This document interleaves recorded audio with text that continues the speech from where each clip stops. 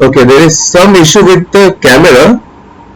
ক্যামেরাটা অন হচ্ছে না, অসুবিধা নেই, আমি তোমাদের পাওয়ার পয়েন্ট এমনি প্রেজেন্টেশনই পড়াবো।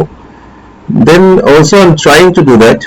একটু তোমরা একটু ধৈর্য ধরো।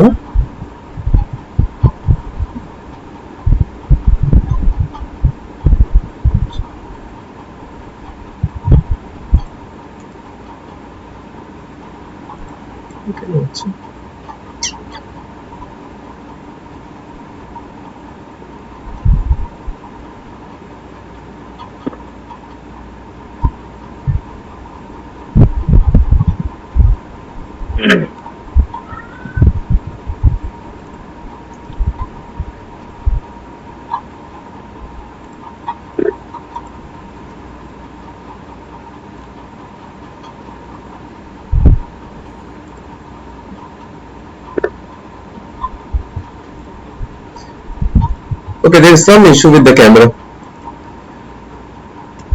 Hello, sir. Okay, there is some issue with the camera. তোমরা কি আমার ভয়েস শুনতে পাচ্ছ ঠিকঠাক? হ্যাঁ স্যার। আচ্ছা, ঠিক আছে।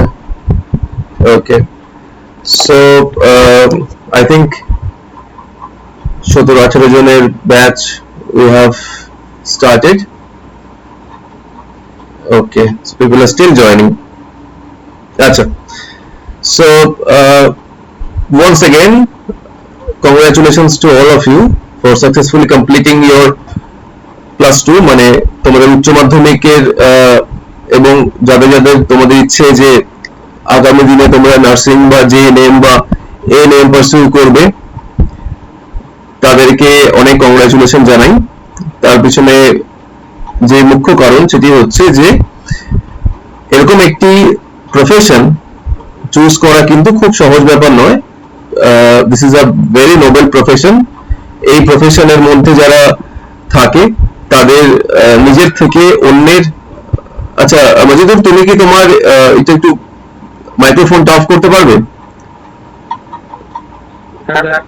হ্যাঁ, তোমার মাইক্রোফোনটা একটু অফ করো so that I can speak. Okay, thank you. So এই নরমালি যারা এইদিকে যেতে চাইছো তাদের জন্য সবাইকে কংগ্রাচুলেশনস ওয়ান্স अगेन। সো তোমাদের সিলেবাস সম্বন্ধে নিশ্চয়ই একটু আইডিয়া রয়েছে। এর বাদেও যে সব কম্পিটিটিভ এক্সামস এর জন্য তোমরা বসতে চাইছো, যে কোনো কম্পিটিটিভ এক্সামস এর একটা জিনিস জানবে যে ইংলিশ হচ্ছে একটা ম্যান্ডেটরি পার্ট। যে কোনো কম্পিটিটিভ এক্সামে তুমি যাও, যে কোনো দিকের কম্পিটিটিভ এক্সামে যাও, তুমি যদি অ্যাডমিনিস্ট্রেটিভ এক্সামের দিকে যাও, ধরো ডব্লিউবিসিএস, ধরো আইএএস, পিএসসি, যেগুলো এখন যদি মিসেলেনিয়াসটা বন্ধ আছে, স্টিল পিএসসির কিছু কিছু রিক্রুটমেন্ট হয়। This are administrative post. এইসব পোস্টের জন্যও যে ইয়েগুলো হয়, এক্সামস গুলো হয়, তার মধ্যে ইংলিশ ইজ ম্যান্ডেটরি। আচ্ছা, এ বাদেও যদি কেউ কখনো টিচিং পোস্টে যেতে চাও, ধরো তোমরা কেউ প্রাইমারি বা যাদের যাদের ট্রেনিং নেওয়া চলছে বা ট্রেনিং নেওয়ার ইচ্ছা আছে বা যে কোনো ভাবেই আছে, তারাও কিন্তু যদি টিচিং পোস্টে যেতে চাও তার জন্য তোমাকে কিন্তু ইংলিশ, আমি অত ডেসক্রিপশনে যাচ্ছি না এই কি কি কি কিভাবে করতে হয়, বাট স্টিল সেখানেও সেই ইংলিশটা ম্যান্ডেটরি। অ্যাজ ওয়েল অ্যাজ এই যে কোনো এই যে তোমাদের নার্সিং এর এন্ট্রান্স বলো, যে কোনো এন্ট্রান্সের ক্ষেত্রে এই কিন্তু এটা ম্যান্ডেটরি। এবার কথা হচ্ছে যে স্যার ইংলিশটা পড়বো কেন, বা ইংলিশটা কি খালি এক্সামের জন্য পড়লেই হবে, বা আমি যদি ইংলিশটা পড়ি, ইংলিশটা পড়ে আমার কি লাভ হবে স্যার, আমি ইংলিশটা কেন পড়বো? তাহলে কি এক্সামের জন্য শুধু যদি পড়লে হয়ে যায়, তাহলে তো আমার কোনো অসুবিধা নেই স্যার, আমি পড়ে কদিনের মধ্যে এটা পড়ে নেব। সো ব্যাপারটা কিন্তু এত সহজ নয়।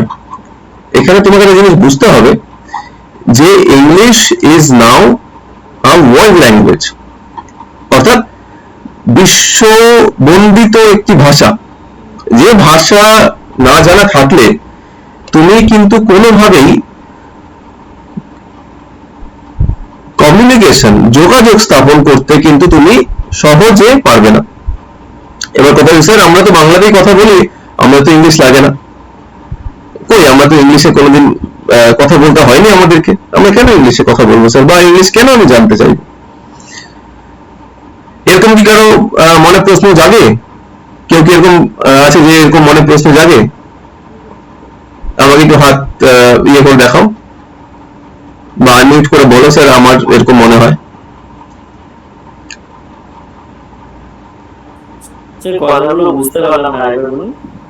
বলছি যে ইংলিশ এই ভাষাটি কি শুধু পরীক্ষা, ধরো আমরা যে এন্ট্রান্স এক্সাম দিতে চাইছি বা যে চাকরির পরীক্ষা দিতে চাইছি সেইটার জন্যই পড়তে হবে, নাকি এর পিছনে আরেকটু বড় কোনো ধারণা আছে বা আরেকটু পড়েও আমার অন্য কোথাও কাজে লাগবে, এরকম কি কোনো দরকার আছে, নাকি খালি স্যার পরীক্ষার জন্য পড়লেই হবে, এরকম কি ব্যাপার আছে?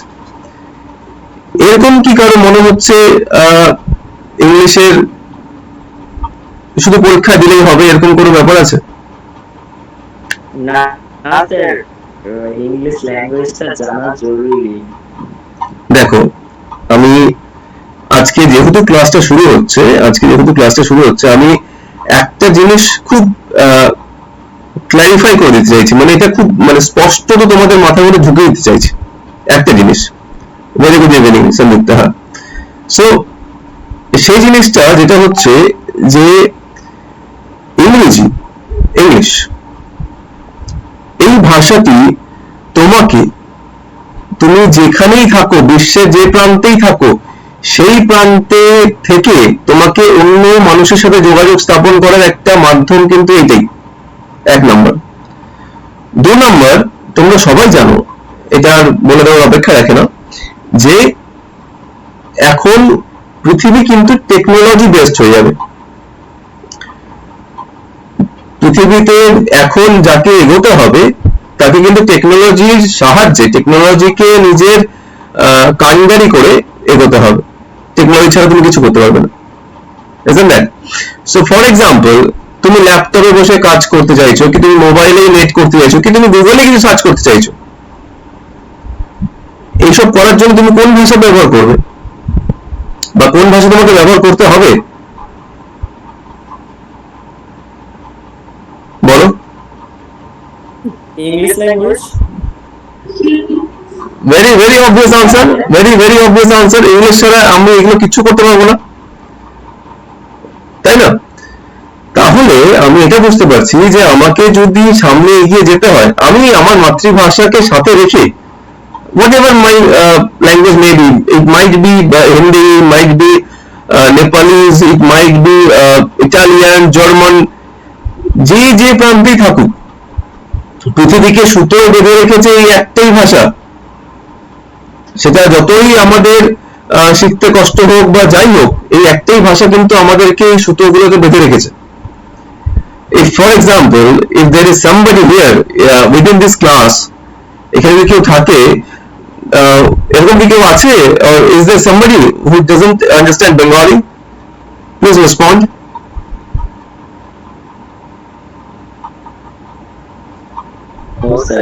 Everybody understands Bengali. So এখানে বাংলা সবাই বোঝে, কিন্তু তুমি যদি একটা জায়গায় যাও, তুমি ধরো এক জায়গায় তুমি একটা কোর্স করলে, সেই কোর্সটা করে তোমার পোস্টিং হয়ে গেল কালকে ফর এক্সাম্পল ব্যাঙ্গালোর, সেখানে গিয়ে দেখছো তুমি যাদের সাথে তুমি কাজ করছো দুজন কেরালিয়ান, একজন জম্মু কাশ্মীর থেকে এসছে, একজন ত্রিপুরা থেকে এসছে, একজন গুজরাট থেকে এসছে। So what will be your common language to speak? English. Very obvious English. এবার এই ইংলিশ বলতেও হবে, ইংলিশ বুঝতেও হবে, ইংলিশ লিখতেও হবে, ইংলিশ পড়তেও হবে। So these four things we need to do. To first we have to listen to English, then we have to read English, then we have to speak English, then we have to write English. এই চারটে জিনিস তোমাকে করতেই হবে, না করলে পরে কিন্তু তুমি কিছুতেই ইংলিশে ফ্লুয়েন্সি আনতে পারবে না। এবার কথা হচ্ছে যে আমি আজকে তোমাদেরকে বলেছি যে the class that is there, so it has been organized in such a way যে তোমাদেরকে বলা হয়েছে যে আজকে টেন্স পড়ানো হবে। সো টেন্স কেন পড়াচ্ছি তার পেছনে একটা কারণ আছে, অনেক কিছু আছে পড়ানোর জন্য। So this tense is one of the major things that one should understand. তো আমি টেন্স পড়ানোর জন্য আমি অন্য কিছু পড়াতে পারতাম, একটা কম্পোজিশন পড়াতে পারতাম বা সিমিলার ওয়ার্ডস পড়াতে পারতাম। ওগুলো খুব সোজা জিনিস, অনেক সহজেই তুমি হয়তো বুঝে যেতে, মুখস্থ করতে পারতে, বা এরকম অনেকেই ভাবে যে স্যার আমি মুখস্থ করে চলে যাবো, আমার তো এই কটা ব্যাপার আমি মুখস্থ করে চলে যাবো। মুখস্থ তুমি করে কিচ্ছু করতে পারবে না। তুমি ইংরেজি শব্দে প্রতিদিন নতুন নতুন শব্দ আসছে, প্রতিদিন নতুন নতুন টার্ম অ্যাড হচ্ছে, তুমি কত মুখস্থ করবে? এটা মুখস্থ করার জিনিসই নয়, কোনো ভাষা মুখস্থ করার জিনিসই নয়, ভাষাটা হচ্ছে তোমাকে শিখতে হবে, রাইট? এবার আমি I'm just sharing a screen with you. Wait.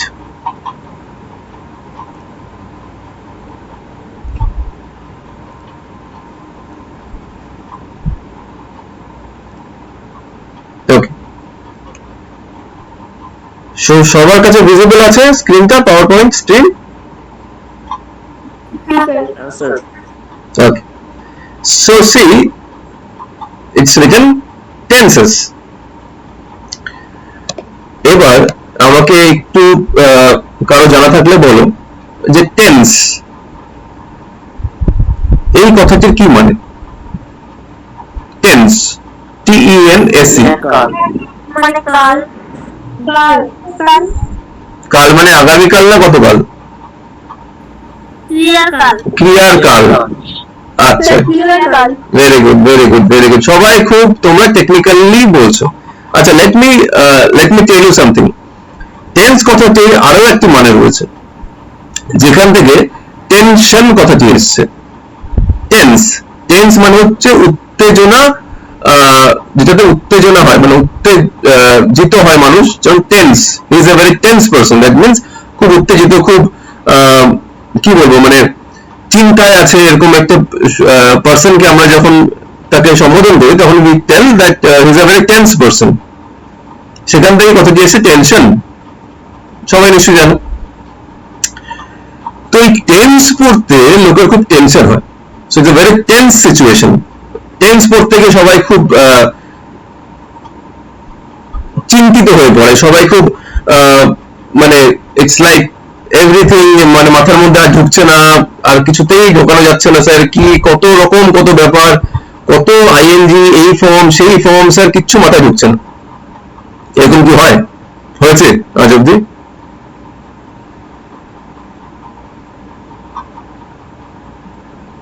হয়নি কখনো? বাহ, তাহলে তো খুব ভালো। থাকতে পারছি না। না হয়ে থাকলে তো খুব ভালো। হয়েছে না হয়নি? হ্যাঁ স্যার, বলছো তো সব ক্লিয়ার। আচ্ছা, অডিওর কোনো সমস্যা হচ্ছে নাকি? সবাই শোনা যাচ্ছে পরিষ্কার? ওকে। সো টেন্স, হ্যাঁ, সো টেন্স শিখতে গিয়ে আমাদের একটি টেনশনের মধ্যে থাকতে হয়েছে। So everyone, right from the beginning of tenses, we have been taught. আমি যদি একটু ইংলিশে পড়াই তাহলে একটু ইংলিশটা শুনবে, তারপরে আমি আবার বাংলা সেটাকে ট্রান্সলেট করব, ঠিক আছে? ইংলিশটা কেন শুনবে? So that you develop the power of listening. লিসনিংটা খুব দরকারি। ধরো একটি বাচ্চা, সে যখন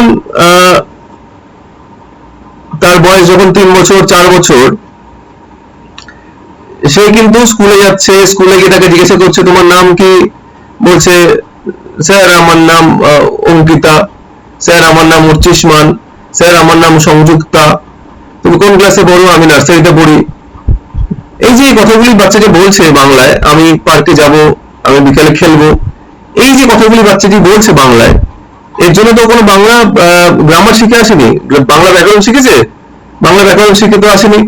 কেমন করে বলছে? কারণ ও আশেপাশে শুনে এসছে, আশেপাশে তার কাছ থেকে বিভিন্ন লোকের কাছ থেকে শুনছে, শুনে শুনে গ্যাদার করছে, গ্যাদার করে করে নিজে বলছে। Is a power of listening. তুমি যত শুনবে, তুমি তত নিজের মধ্যে সেই জিনিসটা করতে পারবে, যত শুনবে। So when I try to communicate with two people in English, please try to listen to them very carefully. ভালো করে শোনার চেষ্টা করো যে আমি কিভাবে বলছি, কি বলছি। And when you don't understand, আমি অবশ্যই সেটাকে তারপরে I will translate it in Bengali so that you people are very clear about that. কিন্তু তোমাকে কিন্তু বুঝতে হবে যে শুধু বাংলায় পড়ে গেলাম, এইটা ক্রিয়ার কাল বলে গেলাম, এইটা কিন্তু হবে না।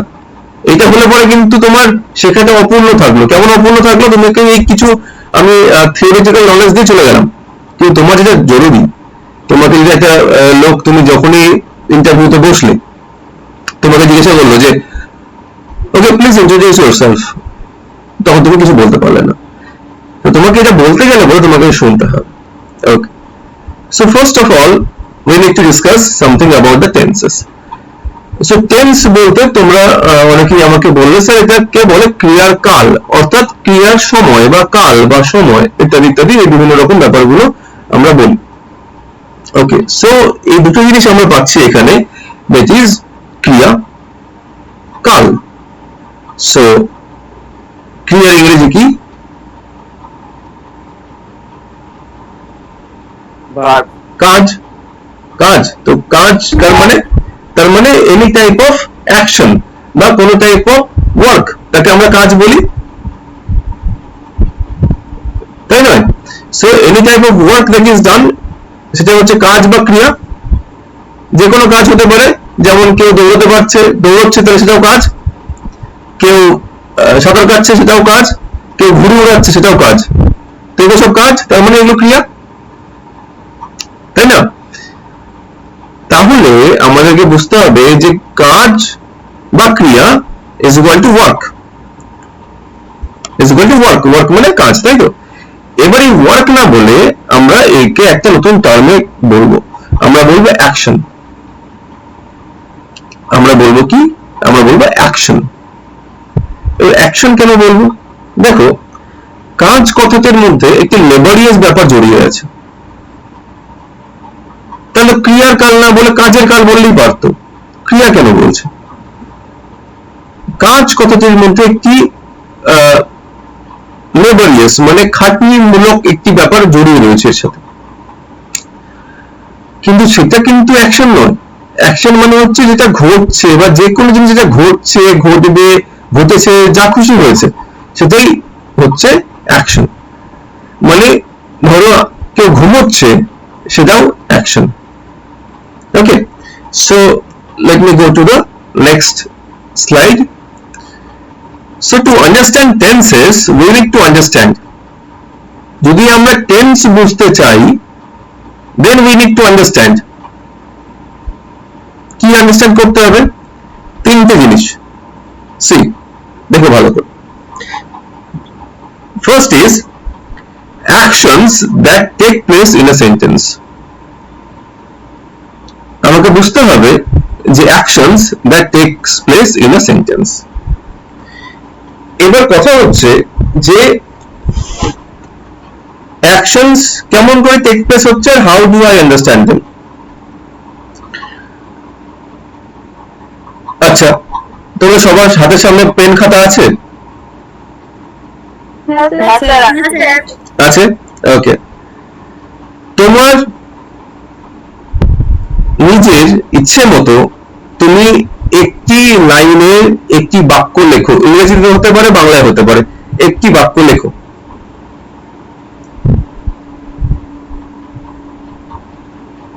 ছোট,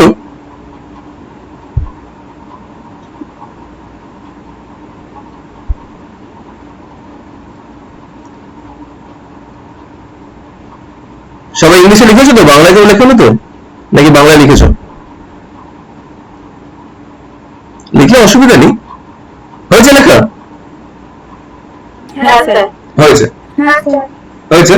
আচ্ছা আচ্ছা, লেট মি, আমি তো নামগুলো এখন দেখতে পাচ্ছি না এখানে, জাস্ট আচ্ছা, একজন একজন করে একটা, আমি দুটো তিনটে বাক্য নিয়ে একটু আলোচনা করবো। একটি বাক্য বলো তো, কেউ একটা ইংলিশে লিখেছো একজন বলো, একবারে বাংলা একজনের সাথে শুনবো। একটি বাক্য বলো ইংরেজি লিখেছো।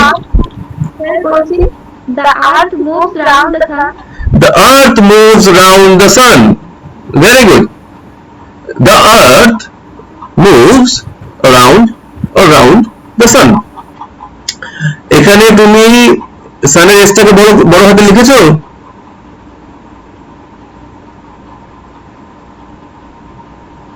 এই দা সান লিখেছো, এসটাকে বড় হাতে লিখেছো?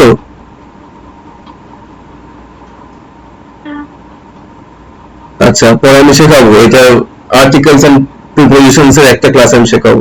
আচ্ছা ঠিক আছে। So the earth moves around the sun. দেখো এখানে এই যে সেন্টেন্সটি, এই যে বাক্যটি, এই বাক্যটির মধ্যে খুব জেনারেল বাক্য, এটা একটি ইউনিভার্সাল ট্রুথ, আমরা সবাই জানি যে এটা সত্য এবং এটা চিরন্তন সত্য যে পৃথিবী সূর্যের চারিপাশে প্রদক্ষিণ করে। কথাটা হচ্ছে যে এই বাক্যটির মধ্যে কি কি রয়েছে সেটাই আমাকে দেখার জন্য আমি এখানে তোমাদেরকে লিখতে বলেছিলাম। এই বাক্যের মধ্যে দেখো আমি তিন ধরনের জিনিস পাচ্ছি। একটি হচ্ছে দ্য আর্থ অর্থাৎ পৃথিবী, মুভস অ্যারাউন্ড অর্থাৎ চারিপাশে প্রদক্ষিণ করা, দ্য সান সূর্যের। তো পৃথিবী সূর্যের চারিপাশে প্রদক্ষিণ করে, এই তো বাংলা করলেই দাঁড়ায় তো। হ্যাঁ, তো এই সেন্টেন্সটার মধ্যে কিছু একটা কাজ ঘটছে, কিছু একটা ক্রিয়া হচ্ছে।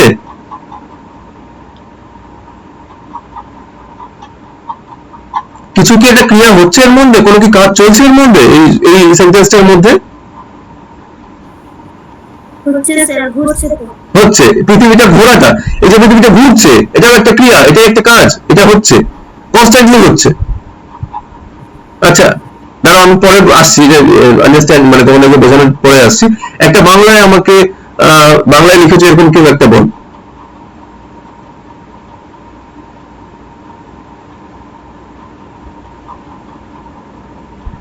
বাংলায় লিখেছো কেউ? আচ্ছা বাংলায় কেউ লিখে, আচ্ছা তাহলে ইংলিশে যে লিখেছো আরেকজন বলো। স্যার আমি বাংলা লিখছি এটা। বলো বলো বলো বলো। আমি দিনে 8 ঘন্টা পড়ি। Everything has a price to pay. আমি দিনে 8 ঘন্টা পড়ি। আমি দিনে 8 ঘন্টা পড়ি। তাহলে যে আমি অর্থাৎ আই, তাই না? আমি অর্থাৎ আই কি করি? 8 ঘন্টা পড়ি, 8 ঘন্টা পড়ি। তাই না? 8 ঘন্টা পড়ি, তাহলে পড়াটা একটা কাজ অর্থাৎ একটা ক্রিয়া। তাহলে এবার তোমরা যতজন লিখেছো যে কটা সেন্টেন্স, একটু নিজেরা পড়ো, আমাকে বলতে হবে না, নিজেরা পড়ো, পড়ে দেখো তো সবগুলো সেন্টেন্সের মধ্যে কোনো না কোনো ক্রিয়া আছে কি নেই। যতগুলো হ্যাঁ, কারো কি এরকম কোনো সেন্টেন্স বেরিয়েছে যেখানে কোনো ক্রিয়া নেই?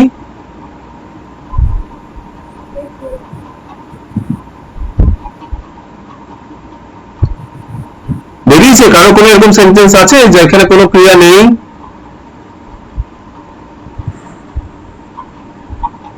না, ক্রিয়া না থাকলে তো সেন্টেন্সই হবে না। এক্স্যাক্টলি। সো সেন্টেন্স হওয়ার জন্য অর্থাৎ একটি অর্থপূর্ণ বাক্য হওয়ার জন্য দুটো জিনিসে থাকাটা অসম্ভবই অর্থাৎ ম্যান্ডেটরি। কি জিনিস? কোন কোন দুটি কম্পোনেন্ট, কোন কোন দুটি এলিমেন্ট না থাকলে একটি বাক্য কমপ্লিটই হবে না।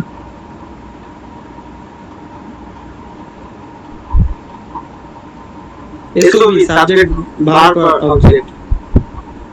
আচ্ছা সাবজেক্ট ভার্ব অবজেক্ট, যদি অবজেক্ট না থাকলেও হবে, ভেরি গুড, অবজেক্ট না থাকলেও হবে। আই স্লিপ, আমি ঘুমোই, অবজেক্ট কোথায়? Subject verb dot main. Subject and verb is main.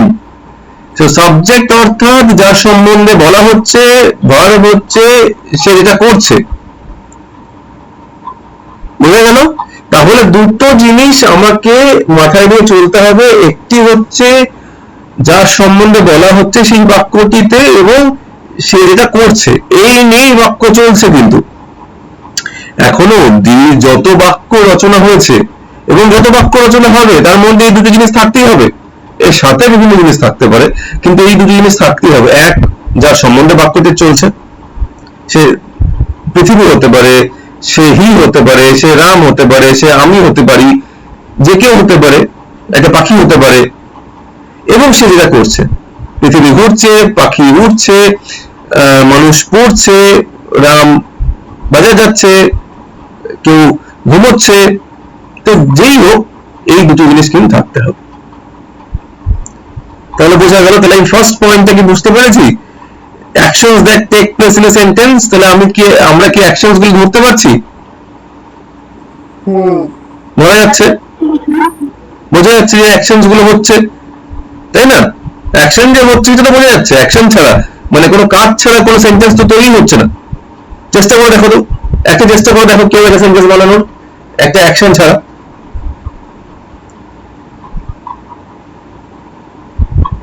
দেখবে হচ্ছে না, সম্ভব নয় বানানো।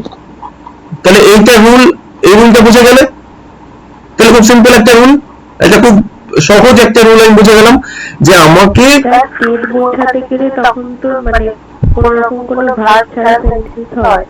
কোথায় কোনো মানুষের অবস্থান বোঝাতে গেলে, যেমন ধরুন আই এম স্টুডেন্ট এরকম কিছু বলতে গেলে তখন তো মানে ভার ছাড়া হয় না। এখানে কি বুঝতে হবে, এই যে অ্যামটা আছে, এই যে আমি হই, এই যে হওয়াটা অ্যাম, হ্যাঁ বিভার। তো এই যে অ্যাম মানে আমি হই, তার মানে আমি এই মুহূর্তে আমি যে জিনিসটা, সেটা তো একটা অ্যাকশন। আমি স্টুডেন্ট হওয়ার যে কাজগুলো, যে ক্রিয়াটা, সেটাও তো একটা অ্যাকশন, সেটাও তো একটা ভার্ব। অ্যামটা একটা ভার্ব।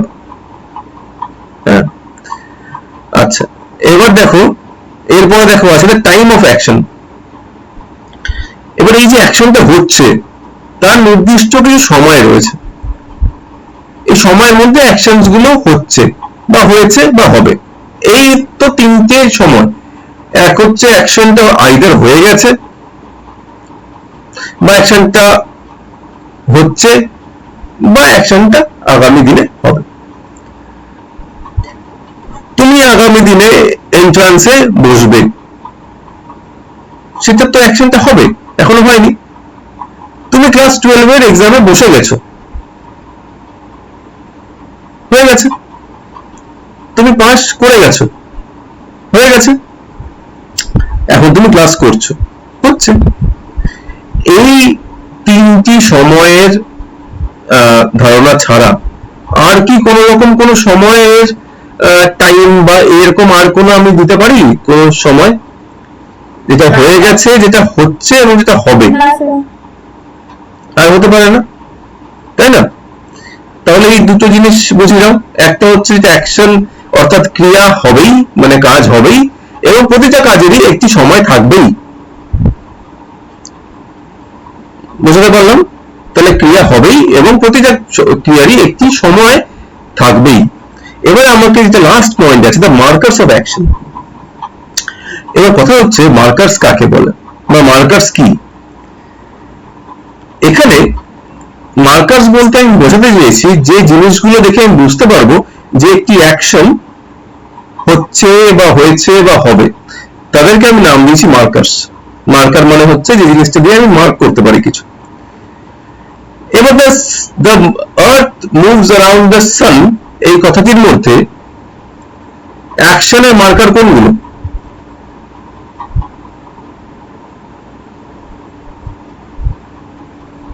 বা I go to the market,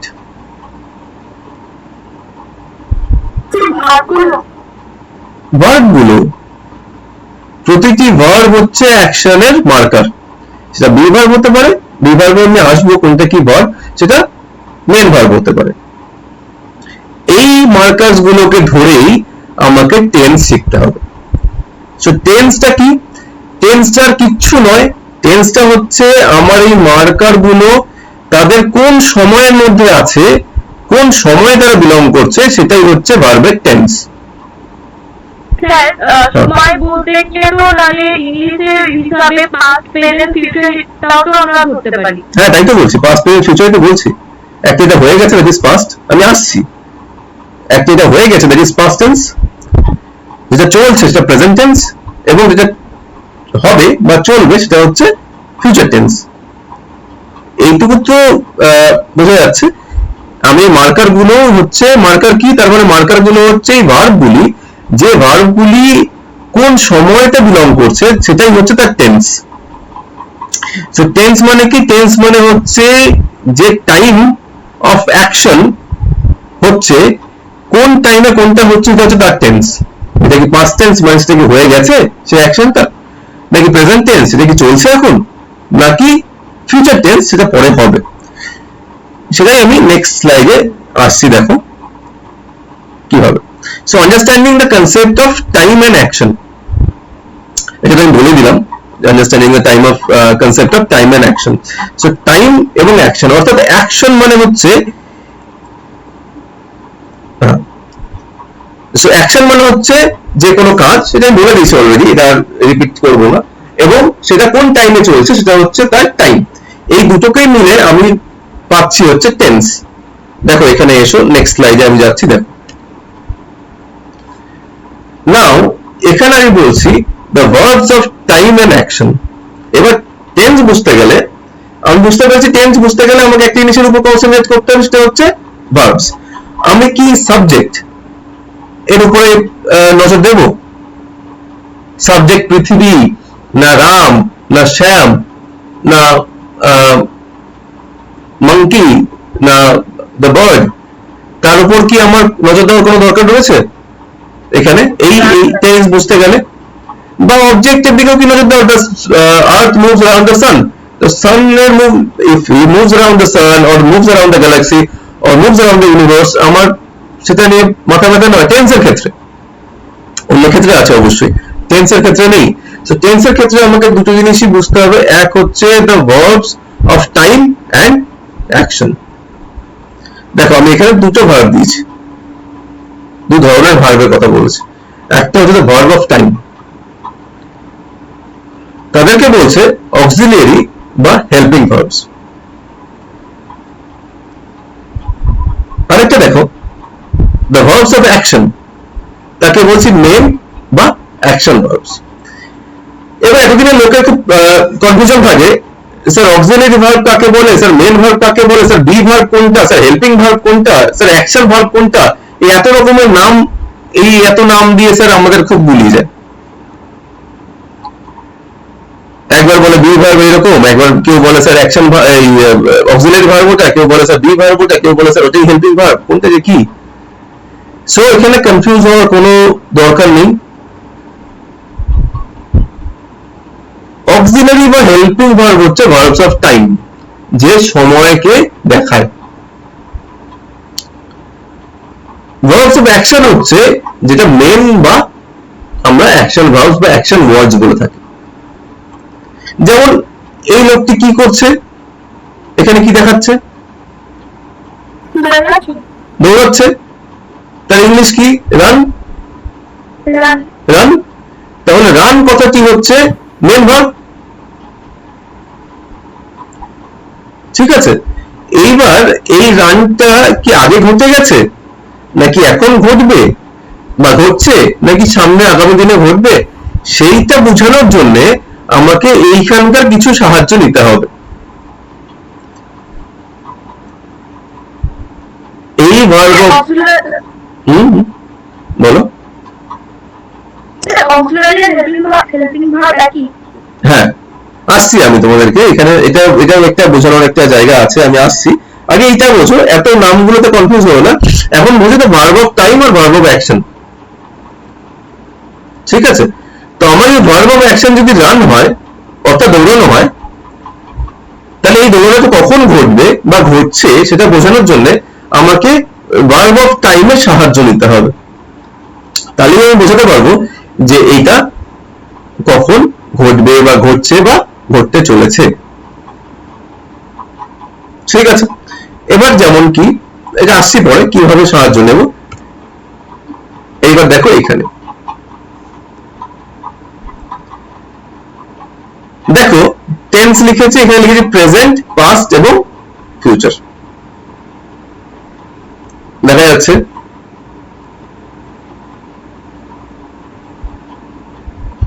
দেখা যাচ্ছে সবার clear? Okay. So for example, যদি আমি রান অর্থাৎ এই দৌড়ানো ভার্বটা যদি বলি এখন হবে, প্রেজেন্ট টেন্সে হবে, তাহলে এই যে প্রেজেন্টের যে টাইমের ভার্ব গুলো রয়েছে সেগুলো আমাকে এর আগে বসাতে হবে। এর আগে বসিয়ে একে বোঝাতে হবে যে এটা প্রেজেন্ট টেন্সে, মানে এখন ঘটছে। যদি আগে ঘটে যেত তাহলে আমাকে পাস্ট টেন্সের এই যে হেল্পিং ভার্ব গুলো সেগুলো বসাতে হতো, যে কটা আমার কাছে আছে এই টাইমের ভার্ব গুলো, এবং ফিউচারে যদি ঘটবে তাহলে আমাকে এইগুলো বসাতে হবে। এখানে percent, second percent, first percent, third percent সব আছে। আমি এত একদিনে তো তোমাকে সব বোঝালে তোমার মাথার উপরে চলে যাবে, তো আমি খুব ধীরে ধীরে বোঝাচ্ছি। দেখো এবার ধরো বলে নিচ্ছি যে আমি, আই অ্যাজ এন ইন্ডিভিজুয়াল, আমি, তাহলে আমি যদি এখন দৌড়চ্ছি বা এখন দৌড়চ্ছি, ধরো আমি এখন দৌড়চ্ছি, তাহলে কি হবে?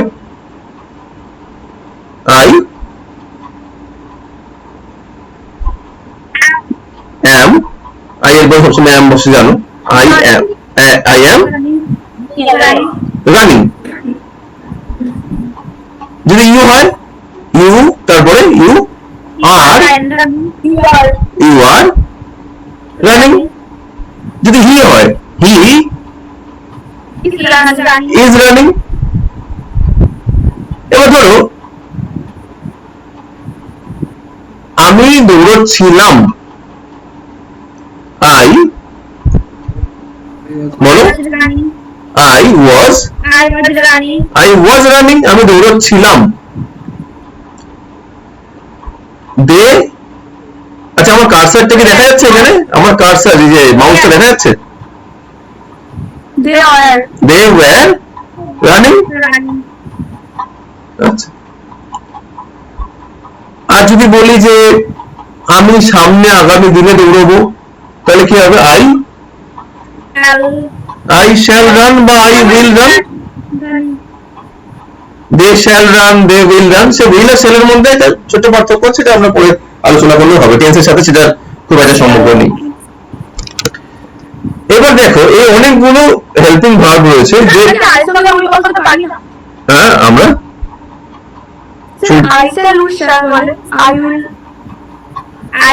আই, আচ্ছা এই শ্যাল আর উইল এর কনফিউশনটা আমি দূর করে দিচ্ছি। দেখো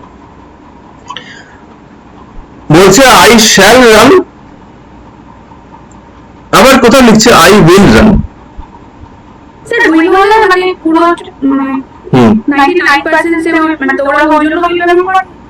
আচ্ছা 99% দৌড়াবো উইল লিখলে, আর শ্যাল বললে তাহলে 50%। আচ্ছা এর থেকে ভালো কোনো এক্সপ্লেনেশন কারো কাছে?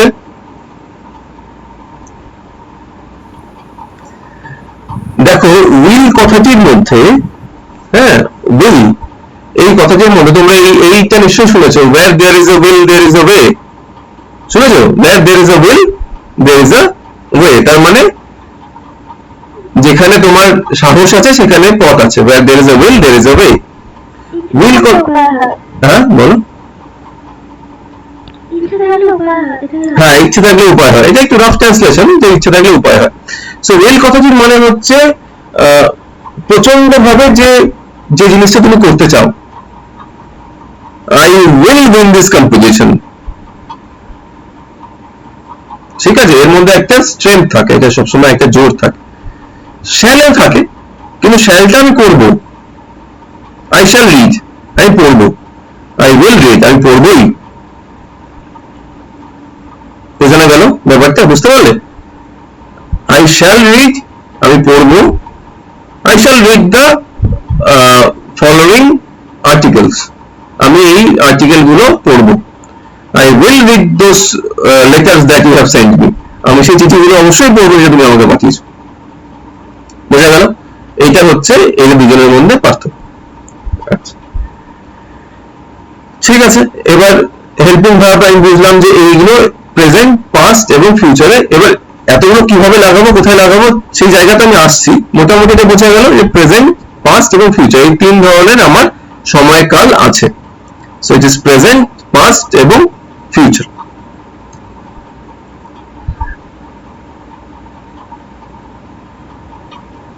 দেখো রাজ swims in the river regularly। এবার এতক্ষণ আমি বলছিলাম যে তোমাকে একটা হেল্পিং ভার্ব লাগাতে হবে, লাগিয়ে তোমাকে বোঝাতে হবে যে টাইম অফ অ্যাকশন টাইমটা কখন। বললাম না যে ইজ বা আর লাগালে বুঝবো যে এটা প্রেজেন্টে আছে, ওয়াজ লাগালে বুঝবো যে পাস্টে আছে, বা শ্যাল উইল লাগালে বুঝবো যে ফিউচারে ঘটতে চলেছে। তো এই যে আমি একটা তোমাকে দিয়েছি, লেখা দিয়েছি সেন্টেন্সটা ঠিক আছে? কোনো এর মধ্যে সমস্যা আছে এখানে? একটা শুধু ফুল স্টপ পড়েনি, কোনো কারণে ছাড়া পড়েছে। So Raj swims in the river regularly, এর মধ্যে কি কোনো ব্যাকরণগত কোনো গ্রামাটিক্যাল এরর মিস্টেক তোমরা কেউ ধরতে পারছো কিছু আছে?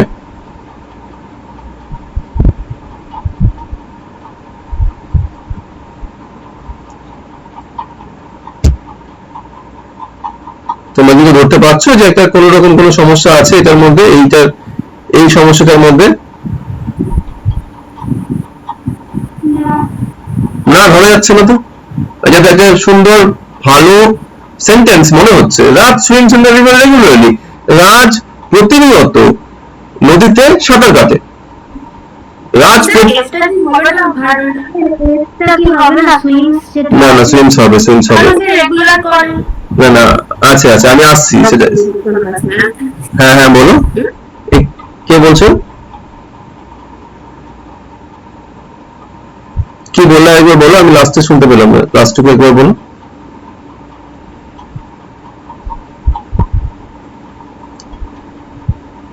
আচ্ছা, কেউ বলছে যে সুইমস এর কি এসটা হবে না? না, সুইমসটা স্যার আপনি লাল দিয়ে কেন লিখেছেন? সুইমসটার মধ্যে কি গন্ডগোল আছে? বা রাত যেহেতু প্রতিদিন সাঁতার কাটে তাহলে কি এসটা হবে না, তাহলে কি সুইম হবে? এইরকম কোয়েশ্চেন যদি তোমাদের থাকে সেটা মেটানোর জন্যই আমি এটা লিখেছি। হ্যাঁ, দেখো এবার আমি আসছি যে প্রেজেন্ট এটা কোন সময়কালের মধ্যে আছে সেটা আমি খুঁজে বের করবো। আমার অ্যাকশন কোনটা, এর মধ্যে অ্যাকশন কোনটা? সুইমস অর্থাৎ সাঁতার কাটা, এটা অ্যাকশন, এটা অ্যাকশন। এবার আমাকে খুঁজে বের করতে হবে কি যে কোন সময়ে বিলং করছে এটা। আমাকে দুটো জিনিস বের করতে হবে, একটা হচ্ছে অ্যাকশন কি হচ্ছে, হ্যাঁ প্রেজেন্ট টেন্স। কিন্তু কিভাবে বুঝলে? এখানে তো ইজ নেই আর নেই, কিভাবে বুঝলে? সুইমস আছে স্যার। হ্যাঁ সুইমস আছে, কিন্তু আমি তো তোমাকে বললাম যে এটা বোঝানোর জন্য আমাকে ইজ আর ইত্যাদি ব্যবহার করতে হয়। তাহলে এখানে তো ইজ আর নেই, তাহলে কিভাবে বুঝতে পারছো তুমি? বলো।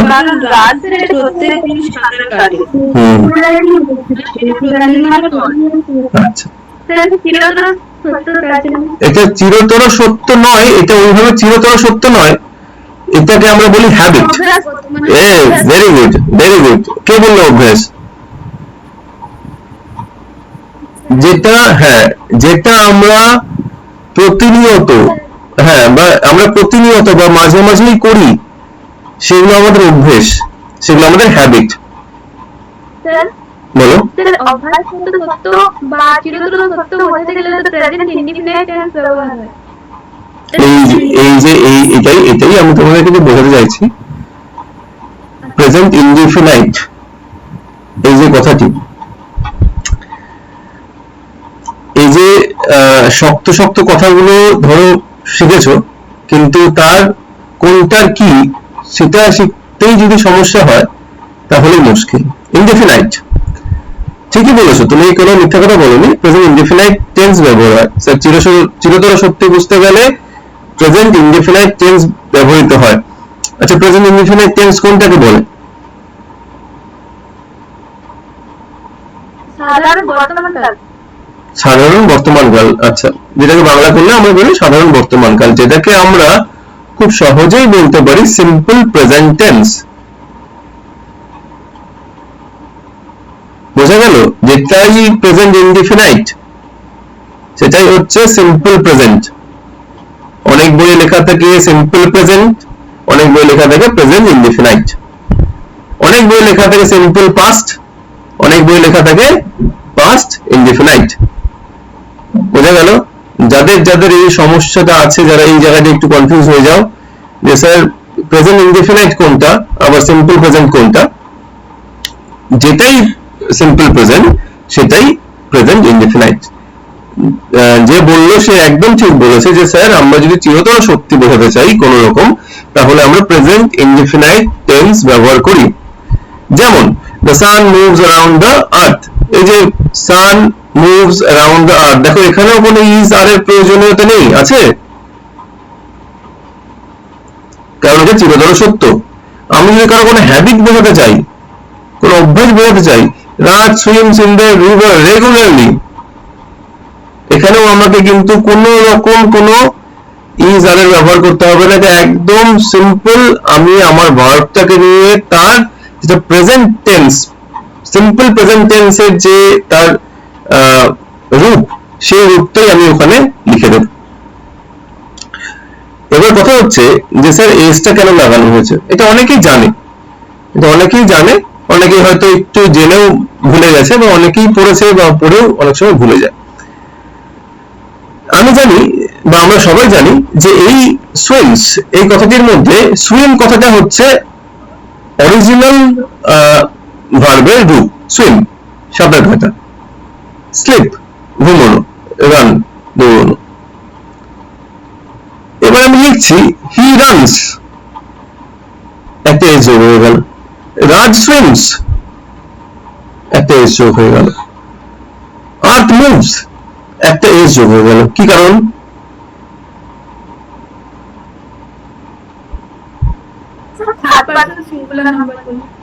Third person singular number. এইখানেই তোমাকে একটু মাথায় রাখতে হবে যে থার্ড পারসনটা কি আর সিঙ্গুলার নাম্বারটা কি। আমরা যখন টেন্স শিখতে যাচ্ছি, টেন্স শেখার আগে আমাদের ভার্বটা ভালো করে শিখতে হবে, না হলে যদি ভার্বেই গন্ডগোল করে ফেলি তাহলে টেন্সটা শেখা হবে না। থার্ড পারসন সিঙ্গুলার নাম্বার, এরকম কি কেউ আছো যে ঠিক বুঝতে পারছো না যে থার্ড পারসন সিঙ্গুলার নাম্বারটা কি?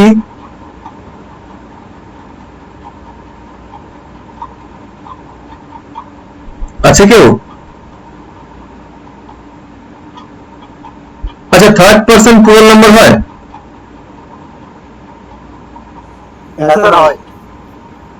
আচ্ছা, সেকেন্ড পারসন সিঙ্গুলার নাম্বার হয়? দুটোই হয়। আচ্ছা, তাহলে যে বলছিল হয়, আমাকে একটু তাহলে একটু বলো যে থার্ড পারসন সিঙ্গুলার নাম্বারটা কি?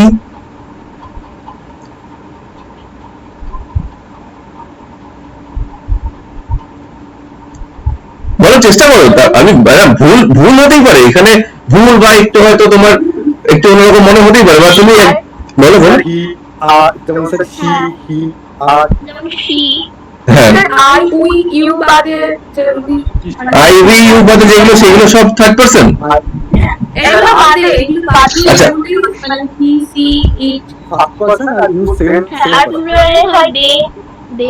আচ্ছা, আচ্ছা, থার্ড পারসন।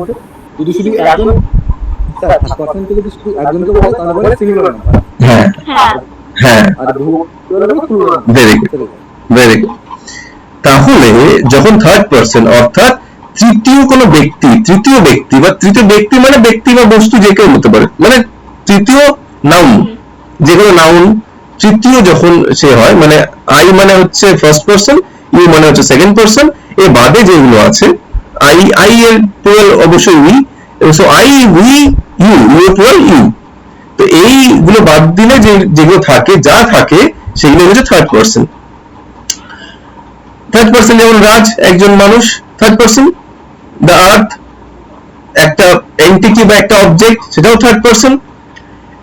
এদের যখন সিঙ্গুলার নাম্বারে আমরা কথা বলি, যখন তাদের মধ্যে একটি নাম্বার আমরা কথা বলি, তখন সেইটাকে তার যে ভার্বটা হয়, তাকে যে করসপন্ডিং ভার্বটা থাকে সেখানে একটি করে এস, প্রেজেন্ট ইনডিফিনাইট বা সিম্পল প্রেজেন্টে সেখানে একটি করে এস যোগ করা হয়। যেমন রাজ সুইমস, যেমন হ্যাঁ হ্যাঁ হ্যাঁ, ইয়েস ইয়েস তো, হ্যাঁ বলো, ইয়েস তো খুব সোজা, বলো ইয়েসটা। স্যার প্রেজেন্ট ইনডিফিনাইট টেন্সে যে স্ট্রাকচার আছে সেটাতে মানে subject plus main verb plus object হয়, তার মধ্যে মূল ভার্বের প্রেজেন্ট ফর্ম মানে এখানে ব্যবহৃত হয়, আর তারপরে যে সাবজেক্ট আছে মানে কর্তা তো তারপরে মেন ভার্বের জন্য থার্ড পারসন সিঙ্গুলার নাম্বার বসে হুম ভার্বের সাথে এস বা ইএস যোগ হয়। না, আমাকে যেটা জিজ্ঞাসা এসছে সেটা, হ্যাঁ ঠিকই বলেছো, এটা তুমি ঠিক বলেছো। আমার জিজ্ঞাসা এসে ইএস টা স্যার কখন ব্যবহার হয়, তাই জিজ্ঞাসা করলে তো। হ্যাঁ স্যার। হ্যাঁ ইএস, হ্যাঁ ইএস টা কখন ব্যবহৃত হচ্ছে, যদি সুইমস হচ্ছে তাহলে ইএস টা কখন হচ্ছে, ইএস, এই যে এস এবং ইএস টা কেন হয়, কে বলতে পারবে?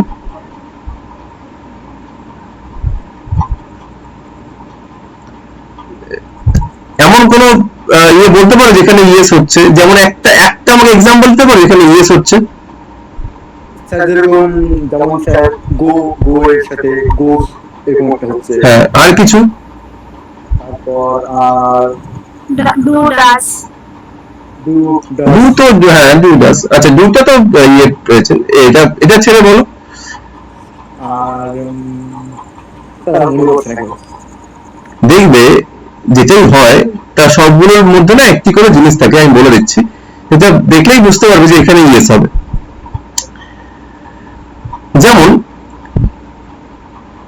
যেই ভার্ব গুলো শেষ হবে এরকম সাউন্ড দিয়ে, যেমন ধরো ও, সেখানে ইএস অ্যাড হবে। এসএইচ শব্দ, সেখানে ইএস অ্যাড হবে।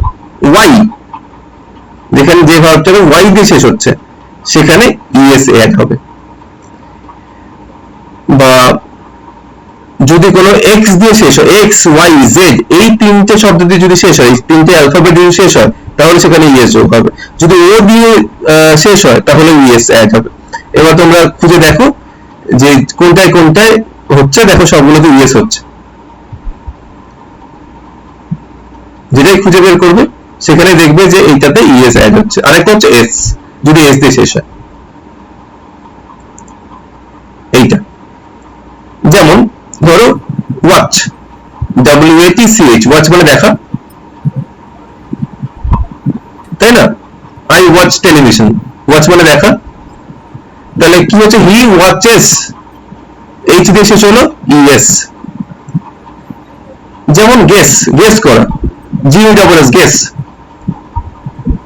শি গেসেস, তাহলে GUSS, এই যে এস দিয়ে শেষ হচ্ছে সাথে ইএস। সো বেশিরভাগই দেখবে ও এস এইচ ওয়াই, যে যদিও একাত্তর শেষ হলেও পাওয়া যায় খুব কম, এগুলোতে যে অ্যাকশন ভার্ব গুলো শেষ হয় সেইটা যখন এস বা ইএস ফর্মে আসে তখন সেগুলোকে ইএস ফর্ম লাগানো হয়। তাহলে এখানে বুঝতে পারছি যে Raj swims in the river regularly, অর্থাৎ রাজের এটা প্রতিদিনের কাজ, তাহলে রাজ এখানে প্রতিদিন একটাই কাজ করে। তাহলে হ্যালো,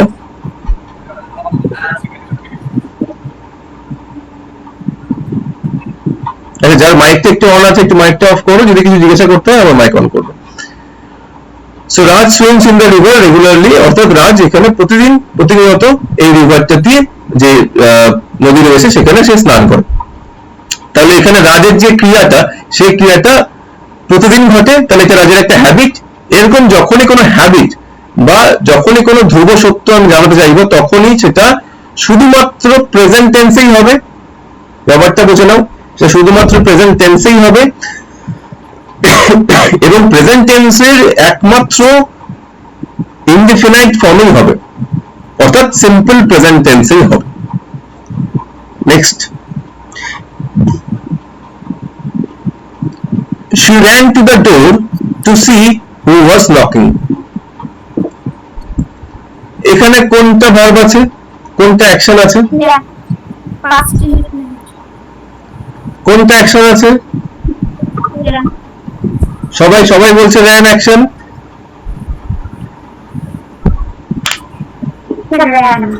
সবার কাছে র্যান অ্যাকশন। আমি এখানে ইচ্ছা করে এই সেন্টেন্সটাই লিখেছিলাম যাতে তোমাদের আমি এটা দেখাতে পারি যে খুব সহজেই তোমাদের এই যারা একটু এটা মাইক্রোফোনটা একটু অফ করবে, কারা অন আছে একটু অফ করবে, আওয়াজ আসছে। দেখো দেখো খুব সহজেই আমি এটা তোমাদেরকে খুব সহজেই একটা ভ্রান্ত ধারণা দিয়ে দিলাম তোমাদেরকে যে এখানে র্যানটা স্যার র্যান কিন্তু এখানে অ্যাকশন, অর্থাৎ র্যানটাই এখানে মেন ভার্ব, মুখ্য ভার্ব র্যান, এবং র্যানটাই অ্যাকশন। আচ্ছা তারপর দেখো তো এখানে ran to the door to কি লেখা আছে?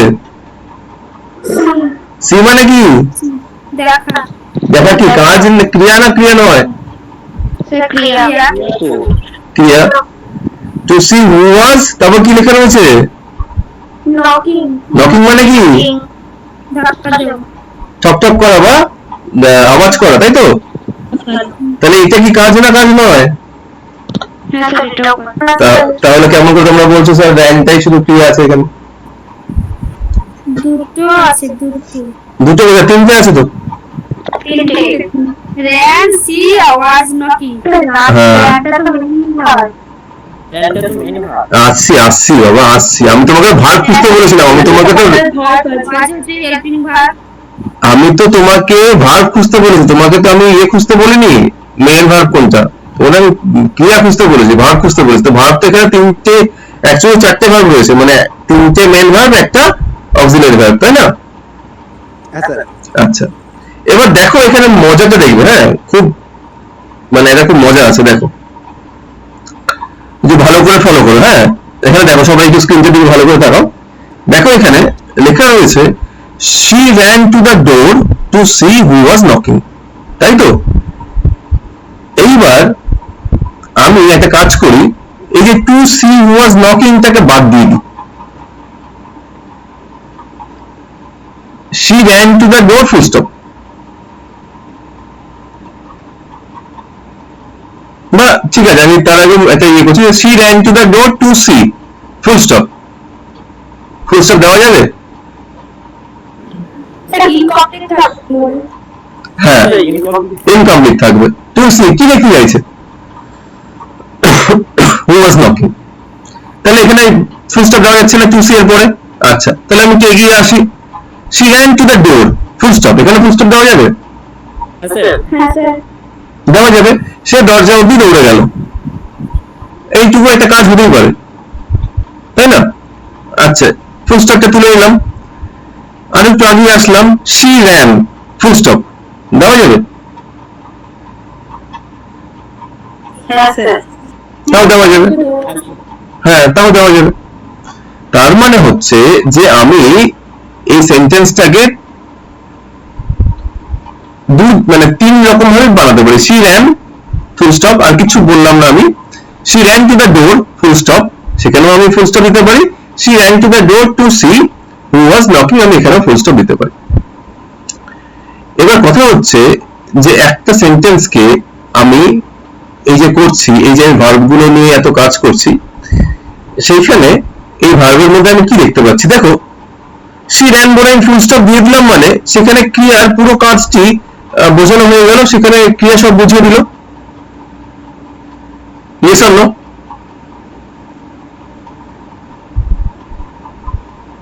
she ran সে দৌড়ল ফুল স্টপ, অর্থপূর্ণ বাক্য তৈরি হয়েছে।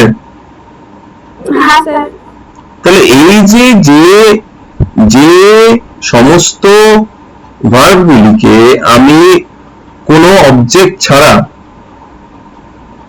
সেখানেই শেষ করে দিতে পারি, সেই সমস্ত ভার্বগুলোকে কি বলে জানা আছে? হ্যাঁ ইনট্রানজিটিভ ভার্ব। যে ক্রিয়াগুলোতে সে সম্পূর্ণভাবে নিজেই নিজের কাজ করতে পারে, তাকে আর কোনো কারো সাহায্য নিতে হয় না, তাকে আমরা বলছি ইনট্রানজিটিভ ভার্ব। আর যাদের কারো সাহায্য লাগে, অর্থাৎ একটি অবজেক্ট লাগে, যেমন টু সি, কি লিখতে এলাম? হু ওয়াজ নকিং, এদেরকে তাহলে সিটাকে কি বলছে? সিটা হচ্ছে ট্রানজিটিভ ভার্ব। ঠিক আছে, তাহলে ভার্বের এই দুটি আমি ইয়ে ধরতে পারলাম, যেখানে আমি ভার্বের পরেই অবজেক্ট ছাড়াই সেখানে ফুল স্টপ দিয়ে দিতে পারছি। তুমি যে কোনো ভার্ব নাও, যে কোনো অ্যাকশন মেন ভার্ব নাও, আর সেখানে চেষ্টা করো যেখানে ফুল স্টপ দেওয়া যাচ্ছে না যাচ্ছে না, আমি কি সম্পূর্ণ অর্থপূর্ণ একটা বাক্য বানাতে পারছি কি পারছি না, সেখানে দেখবে যেটাতে, যেমন আই স্লিপ হয়ে গেল, আই রান হয়ে গেল, আই সুইম হয়ে গেল, আবার কোনোটাতে হবে না। সেগুলো হচ্ছে তোমার, তাহলে যেটা হয়ে গেল সেটা হচ্ছে ইনট্রান্সিটিভ, যেটা হবে না সেটা হচ্ছে ট্রান্সিটিভ। আচ্ছা, এবার এখানে আসি সি র্যান, তাহলে মেন ভার্ব কোনটা? She ran. তাহলে মানে টু থেকে এই নকিং অবধি না থাকলে বলো আমার এই সেন্টেন্সটার মূল যে কাজটি, যে মূল ক্রিয়াটি সেটা বোঝানো যাচ্ছে। তাহলে আমি এখানে খুঁজে বের করে আমার পক্ষে সুবিধা যে এখানে কোন ক্রিয়াটি মেন ভার্ব। এবার আমাকে বলতে পারে স্যার যে আমি কেমন করে খুঁজে বের করবো যে কোনটা মেন ভার্ব? এখানে এতগুলো ভার্ব আছে, আমি তো কনফিউজ হয়ে যাচ্ছি স্যার। কেউ যদি বলে sir I am very confused, যে এখানে তিনখানা ভার্ব রয়েছে, র্যান রয়েছে, সি রয়েছে, ওয়াজ নকিং রয়েছে, কোনটা মেন ভার্ব, কোনটা থেকে আমি টেন্সটা বার করবো, সেটা আমি কেমন করে বুঝবো?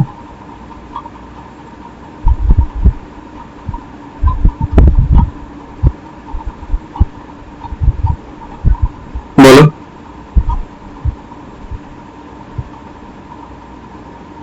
স্যার ম্যান ভার্ব নকিং হবে না, যেটা লাল করা আছে যে মেন ভার্ব, র্যানটাই মেন ভার্ব। কিন্তু আমি জিজ্ঞাসা করছি যে তুমি যখন একটা বাক্যের টেন্স বুঝতে চাইবে তখন তোমাকে অবশ্যই মেন ভার্বটা দেখতে হবে, কারণ আমি এখানে তোমাদেরকে ইচ্ছা করে তিনটে ভার্ব দিয়েছি।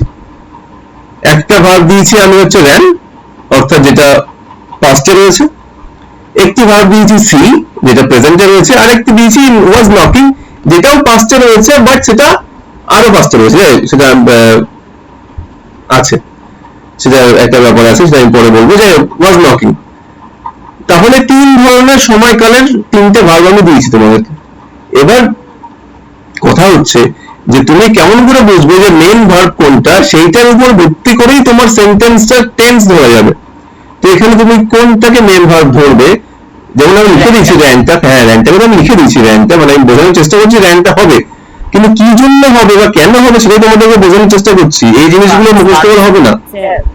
স্যার কারণ প্রথমে সে দৌড়েছিল, সে প্রথমে দৌড়েছিল বলে সেটা হচ্ছে, সেটা মেন ভার্ব, মানে সেই জন্য মেন ভার্ব বলছো? সাবজেক্টের পরে আছে। আচ্ছা দেখো, এখানে তুমি যে টাইম লাইন, হ্যাঁ সাবজেক্টে পড়ে আছে, এটা তুমি ঠিক বলেছো, কিন্তু আমি এখানে আসছি এটাতে। দেখো এখানে আমি তাহলে টাইমটাকে ডিভাইড করি। দেখো she ran, say দৌড়লো, to the door to see, দরজার দিকে দৌড়লো দেখতে, তার মানে সে দৌড়েছে কিন্তু তখনও দেখতে পারেনি। who was knocking, তার মানে নকিংটা আগে হয়েছে। দেখো এখানে সেন্টেন্সটা পড়ে বসো, নকিংটা হয়েছে অর্থাৎ টক টক করে আওয়াজ হয়েছে, সে দরজার দিকে দৌড়ে গেছে। তাহলে প্রথম কাজ কোনটা? প্রথম কাজ তো knocking. yes or no? yes, okay, so এই প্রথম কাজ নকিং, তাহলে দরজায় ঠক ঠক পড়লো, এবার সে দৌড়ে গেল। 2 নম্বর কাজ, এই যে টু সি, সে এখনো দেখে তো নি, সে তো কেবল দৌড়ে গেছে, সে তো এখনো দেখে উঠতে পারেনি, এবার তো দেখবে, তাই তো? তার মানে প্রথমে নকিং, তারপর দৌড়ানো, তারপর দেখা, এই তো তিনটে কাজ পরপর চলছে। তাহলে কেমন করে আমি বুঝবো? কেউ যদি বলে স্যার যেটা আগে ঘটবে সেটাই মেন ভার্ব, তা তো নয়, তাই না? তাহলে আমি কেমন করে বুঝবো? আমাকে এই জিনিসটা বুঝতে হবে যে এই যে ভার্ব, এই যে এবার আমাকে দেখতে হবে, আমি বলেছিলাম যে একটি সেন্টেন্সের দুটি মেইন জিনিস, একটা হচ্ছে সাবজেক্ট বা যার সম্বন্ধে বলা হচ্ছে, আরেকটা হচ্ছে ভার্ব, সে যেটা করছে। এবার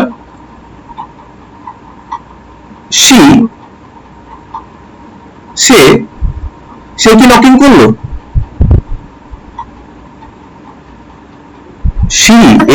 সে তো নকিং, মানে সি তো নক করেনি, অন্য কেউ নক করেছে, তাহলে কি সাবজেক্টের কাজই নয়, এই ক্রিয়াটা বলে সাবজেক্টেরই নয়। বোঝা গেল?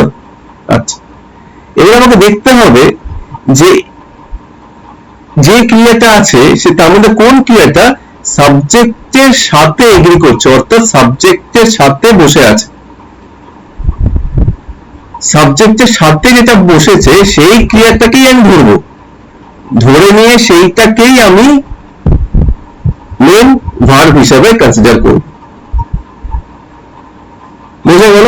তাহলে এখানে লেখা হয়েছে she ran to the door to see who was knocking, তাহলে এখানে ran টা হচ্ছে মেন ভার্ব। ran টা কোন ইয়েতে রয়েছে? প্রেজেন্টে আছে না পাস্টে আছে না ফিউচারে আছে? স্যার পাঁচে স্যার পাস্টে আছে। কেমন করে বুঝলাম? স্যার রান র্যান রান ভার্বের সেকেন্ড ফর্ম ইউজ ভার্বের সেকেন্ড ফর্ম ইউজ হয়েছে। Very good. নেক্সট স্লাইডে আসছি।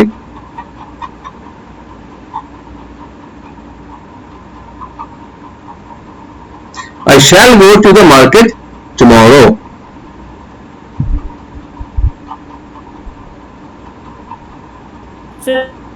এটা খুব ইজি আছে, এটা সেরকম কিছু বোঝার মতো নেই। আমি আচ্ছা আমি যদি লিখতাম I shall go to the market yesterday, হতো?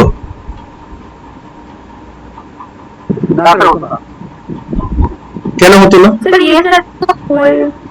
yesterday মানে তো হয়ে গেছে, যেটা পাস্ট হয়ে গেছে। আচ্ছা আমি যদি লিখতাম I shall go to the market in 2021, তাও হবে না, পাস্ট হয়ে গেছে, হবে না। তার মানে আমি যখন I shall go বলছি তার মানে নিশ্চয়ই এটা ফিউচারে হবে। এবার I shall go to the market today যদি বলি তাহলে কি হবে না হবে না? হ্যাঁ হবে না হবে না যদি টুডে বলি?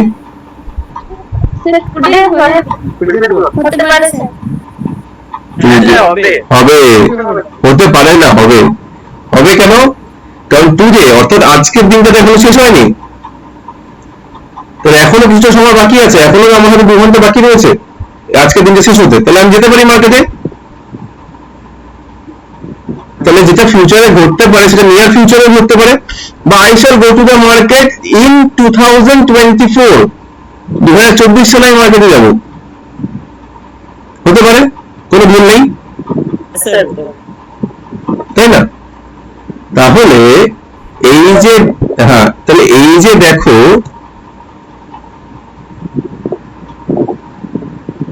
আমি ভার্ব গুলো ব্যবহার করেছি, সেই ভার্ব গুলোতে কি কি রয়েছে? swim প্রেজেন্টে রয়েছে, ran পাস্টে রয়েছে, shall go ফিউচারে রয়েছে। তাহলে আমরা এখান থেকে বুঝতে পারছি যে প্রত্যেকটা অ্যাকশনের অর্থাৎ এই যে আমাদের ভার্ব গুলো আমরা ব্যবহার করছি মেন ভার্ব গুলো, এর আগে তো আমরা টাইম ভার্ব গুলো করলাম, সেখানে দেখলাম আমরা is, am, are, was, were, shall, will এগুলো আছে, এগুলো তো অক্সিলারি ভার্ব হিসেবে ইউজ হচ্ছে।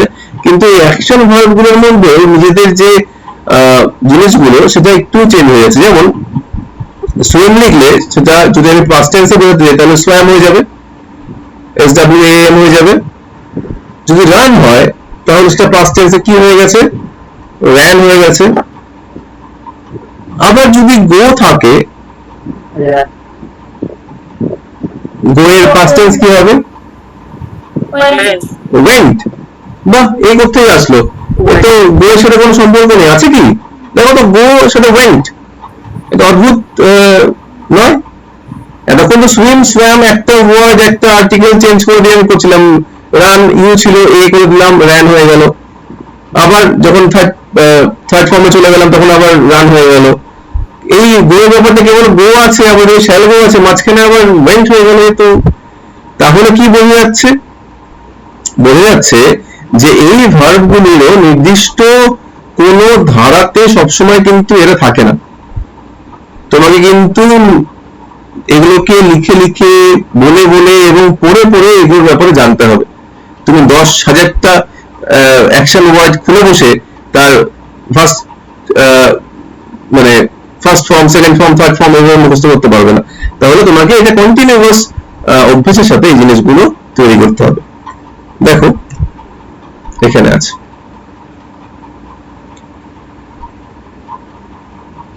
আমরা যদি তিনটে দেখি, যেটা রুট ভার্ব দেখতে পাচ্ছ সেগুলো হচ্ছে প্রেজেন্ট টেন্সে রয়েছে। eat, see, think, throw, cut, buy, stand, pull, draw, tumble.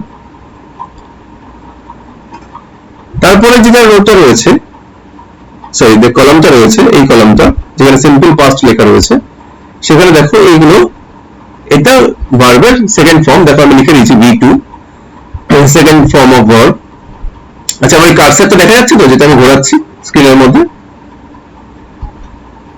হ্যাঁ, তো দেখো আমি এখানে হ্যাঁ তাহলে V2 লিখেছি, তার মানে V2 কোনটা? এইগুলো হচ্ছে V2, তার মানে ভার্বের সেকেন্ড ফর্ম অর্থাৎ পাস্ট টেন্স।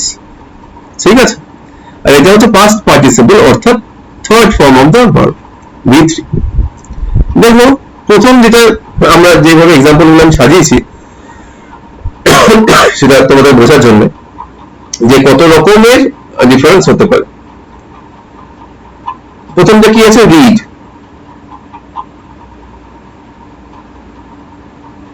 তাহলে সিম্পল পাস্টে কি হচ্ছে?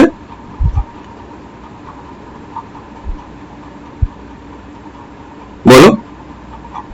স্যার শুনতে পেলাম না স্যার, আরেকবার বলুন। আচ্ছা বলছি, দেখো প্রথম যে এক্সাম্পলটা আমি নিয়েছি, হ্যাঁ, সেখানে লেখা রয়েছে রিড, READ, রিড। রিডের অর্থ হচ্ছে পড়া, তাই তো?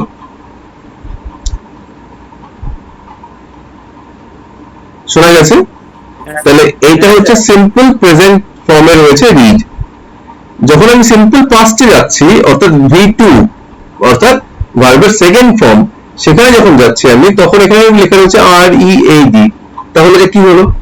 রেড হবে। রেড হবে এটা। মানে তাহলে কি RED দিয়ে হবে রেড?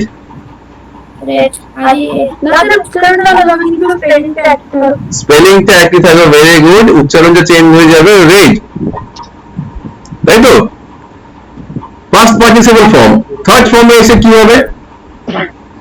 স্যার রেডি থাকবে। রেডি থাকবে। আর সেকেন্ড হবে। হ্যাঁ, সো রিড, রেড, রেড।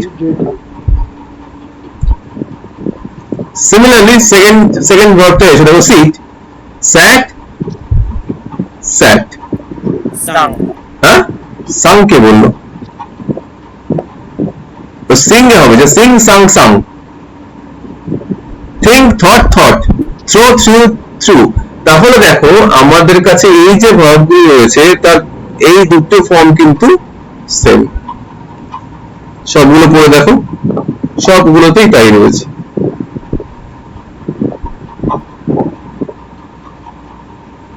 এবার আসছি আমি নেক্সট টাইম।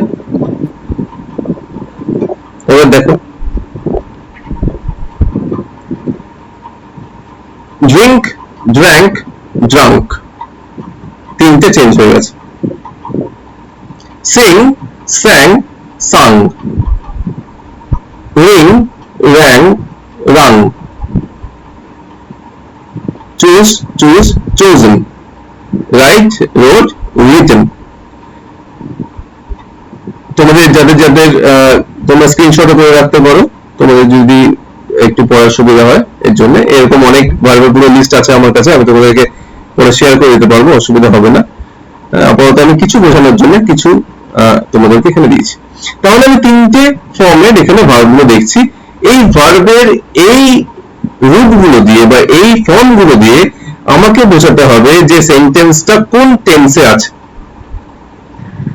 সেইটা বোঝাতে গেলে আমাকে এই ভার্বের এই রূপগুলো মনে রাখতে হবে।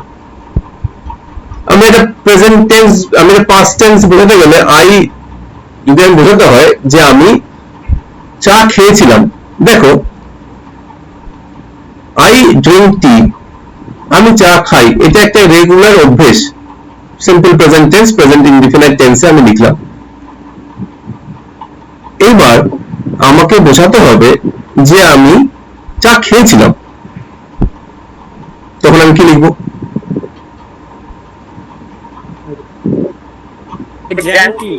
I drank tea, আমি চা খেয়েছিলাম। তার মানে অটোমেটিক যখন আমি drank tea লিখে দিলাম, তোমার মনের ধারণাটা সঙ্গে সঙ্গে চেঞ্জ হয়ে গিয়ে বুঝে গেলে যে তুমি এটা এই ঘটনাতে কিন্তু আগে ঘটে গেছে। আচ্ছা, এবার যদি আমি বলি I drank tea, কি পার্থক্য হলো? সে কি বললে? আই ড্রিঙ্ক টি মানে আমি চা খাই। এটা ভবিষ্যতে হবে, আই ড্রাঙ্ক টিটা ভবিষ্যতে হবে না, ভবিষ্যতে হবে না, ওইটা একটু অন্যরকম ব্যাপার আছে এখানে, এটা একটু বোঝার ব্যাপার আছে এখানে। হ্যাঁ, আমি আসছি ধীরে সুস্থে। হ্যাঁ হ্যাঁ হ্যাঁ বলো। হ্যাঁ পার্টিসিপল ফর্মে আছে, এটা পার্টিসিপল ফর্মে আছে, পাস্ট পার্টিসিপল লেখা রয়েছে। পার্টিসিপলটা কি সেটা একটু বুঝতে হবে। আই ড্রিঙ্ক টি মানে আমি প্রতিনিয়ত চা খাই, I drink tea regularly, I drink tea every day, I drink tea in the morning, I drink tea in the evening, মানে আমি প্রতিদিন চা খাই, এটা রেগুলার একটা ব্যাপার। This is past sorry present indefinite টেন্সে আমি লিখলাম। I drank tea yesterday afternoon. গতকাল দুপুরে I drank tea. তাহলে আমি গতকাল দুপুরে চা খেয়েছিলাম। এবার drunk এই কথাটি কখন ব্যবহার করব?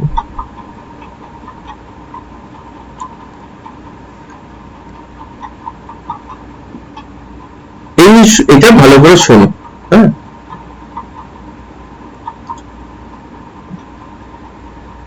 he was drunk when his car hit the motorcycle or hit the divider. He was drunk when his car hit the divider. এখানে দুটি ক্রিয়া রয়েছে, একটি ক্রিয়া আগে হয়েছে, একটি ক্রিয়া তারপরে ঘটেছে, কিন্তু দুটি পিছনে ঘটেছে, দুটি পাস্টে ঘটেছে। আমি এখন দাঁড়িয়ে সেই দুটি ঘটনার ব্যাপারে বলছি। আমি প্রেজেন্টে দাঁড়িয়ে দুটি পাস্টের ঘটনার ব্যাপারে বলছি, যেটা দুটো ইন্টার রিলেটেড, যে দুটোর মধ্যে সম্পর্ক রয়েছে। সেরকম দুটি ঘটনা বোঝাতে গেলে আমাকে প্রথমে একটি ঘটনা আগে বলতে হবে, তারপরে আরেকটি ঘটনা বলতে হবে।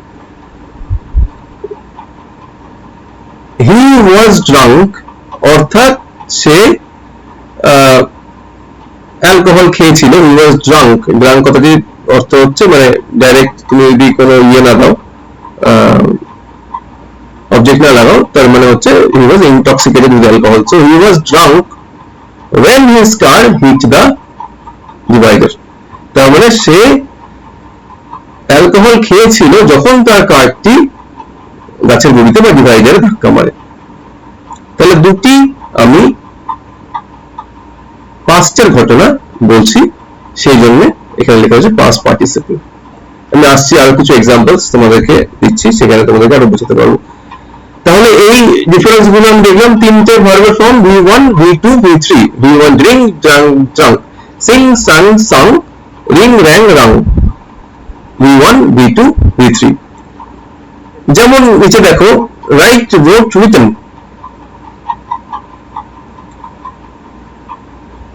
তাহলে আমি যদি বলি যে আমি যখন জাপানে ছিলাম তখন আমি বাড়িতে কিছু চিঠি লিখেছিলাম। আমি যখন জাপানে ছিলাম আমি তখন বাড়িতে কিছু চিঠি লিখেছিলাম।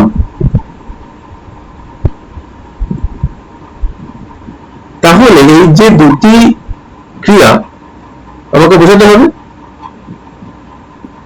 এক হচ্ছে আমার জাপানে থাকা এবং চিঠিটা লেখা। এবার কথা হচ্ছে স্যার জাপানে থাকাটা আমি কেমন করে বোঝাবো? জাপানে তো আমি গেছি ধরুন 2010 সালে, আর জাপান থেকে আমি এসেছি 2015 সালে। তাহলে পুরো সময়টা আমি জাপানে ছিলাম, আর আমি চিঠিগুলো লিখেছি 2013 সালে। ব্যাপারটা বোঝো, আমি জাপানে গেছি 2010 সালে, আমি চিঠি লিখেছি 2013 সালে, এবং জাপান থেকে আমি ফিরেছি 2015 সালে।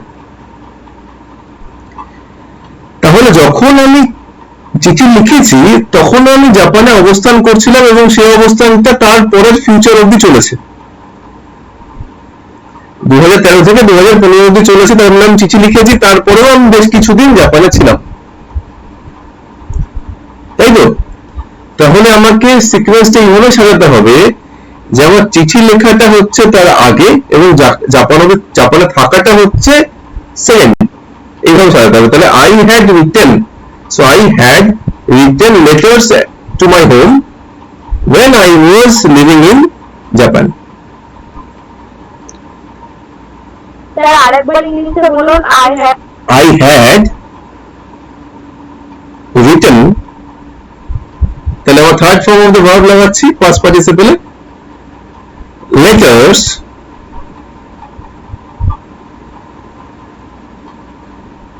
to my home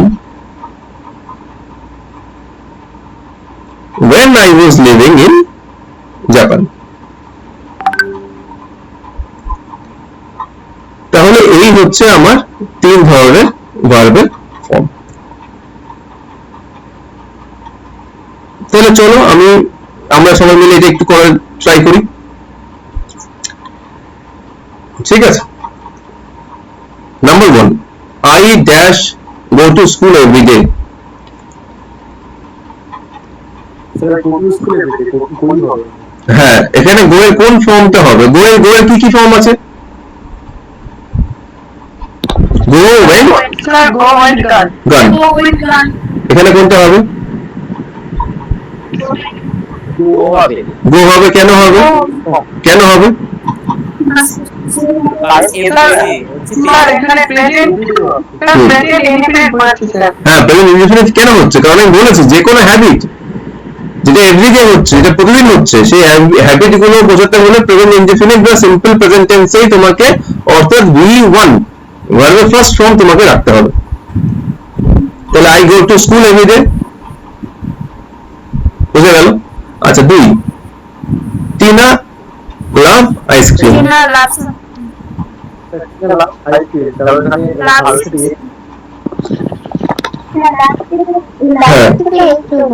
লাভের সাথে একটা এস যোগ হবে, এস যোগ হয়ে টিনা লাভস আইসক্রিম।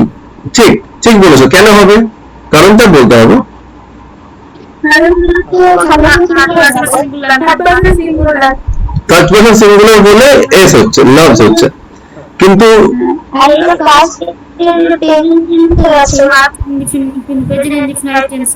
হ্যাঁ মানে এটা আমি যদি বলি যে টিনা লাভড আইসক্রিম বা টিনা উইল লাভ আইসক্রিম, তা না বলে আমি কেন বলছি টিনা লাভস আইসক্রিম? আমি সেটা জিজ্ঞাসা করছি যে হ্যাঁ, আমি তোমাকে জিজ্ঞাসা করছি সেটা হচ্ছে লাভস এর এস এর কারণটা তো আমি তোমাকে বললাম, থার্ড পারসন সিঙ্গুলার নাম্বার, এটা আমি একটু আগে আলোচনা করেছি। সেখানে লাভের পর এস হয়ে যাচ্ছে, তো টিনা লাভস আইসক্রিম সঠিক উত্তর। আমি উত্তরটা একদম সঠিক। আমি বলছি যে কেন হবে না, যে টিনা লাভ দ্য আইসক্রিম কেন হবে না, ইডি লাগিয়ে আমাদের পাস্ট টেন্সে নিয়ে গেলে কেন হবে না, আর টিনা উইল লাভ আইসক্রিম কেন হবে না?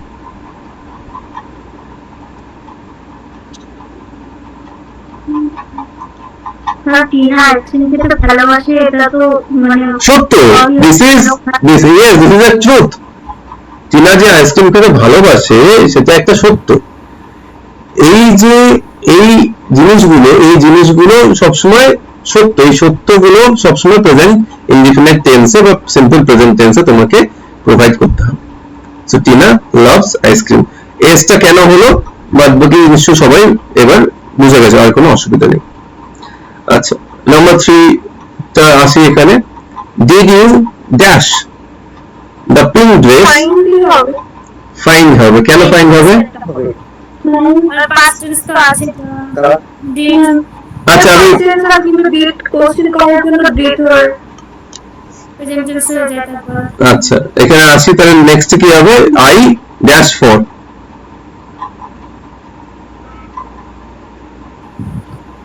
I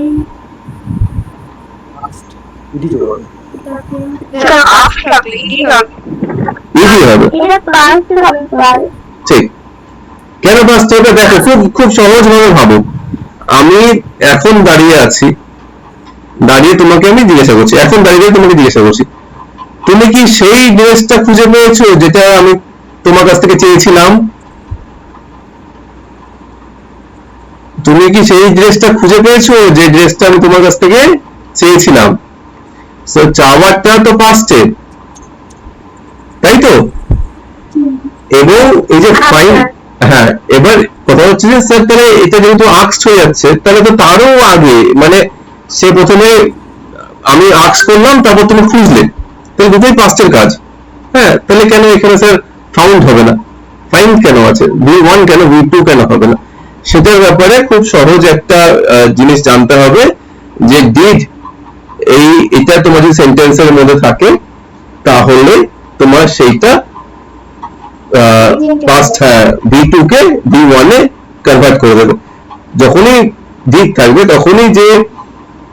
যখনই মানে ধরো ডিড আছে তোমার একটা সেন্টেন্স, সেটা কোশ্চেনে থাকুক সেটা কোন স্টেটমেন্টে থাকুক, তারপরের যে ভার্বটা সেটা সবসময় V1 ভার্বে হবে।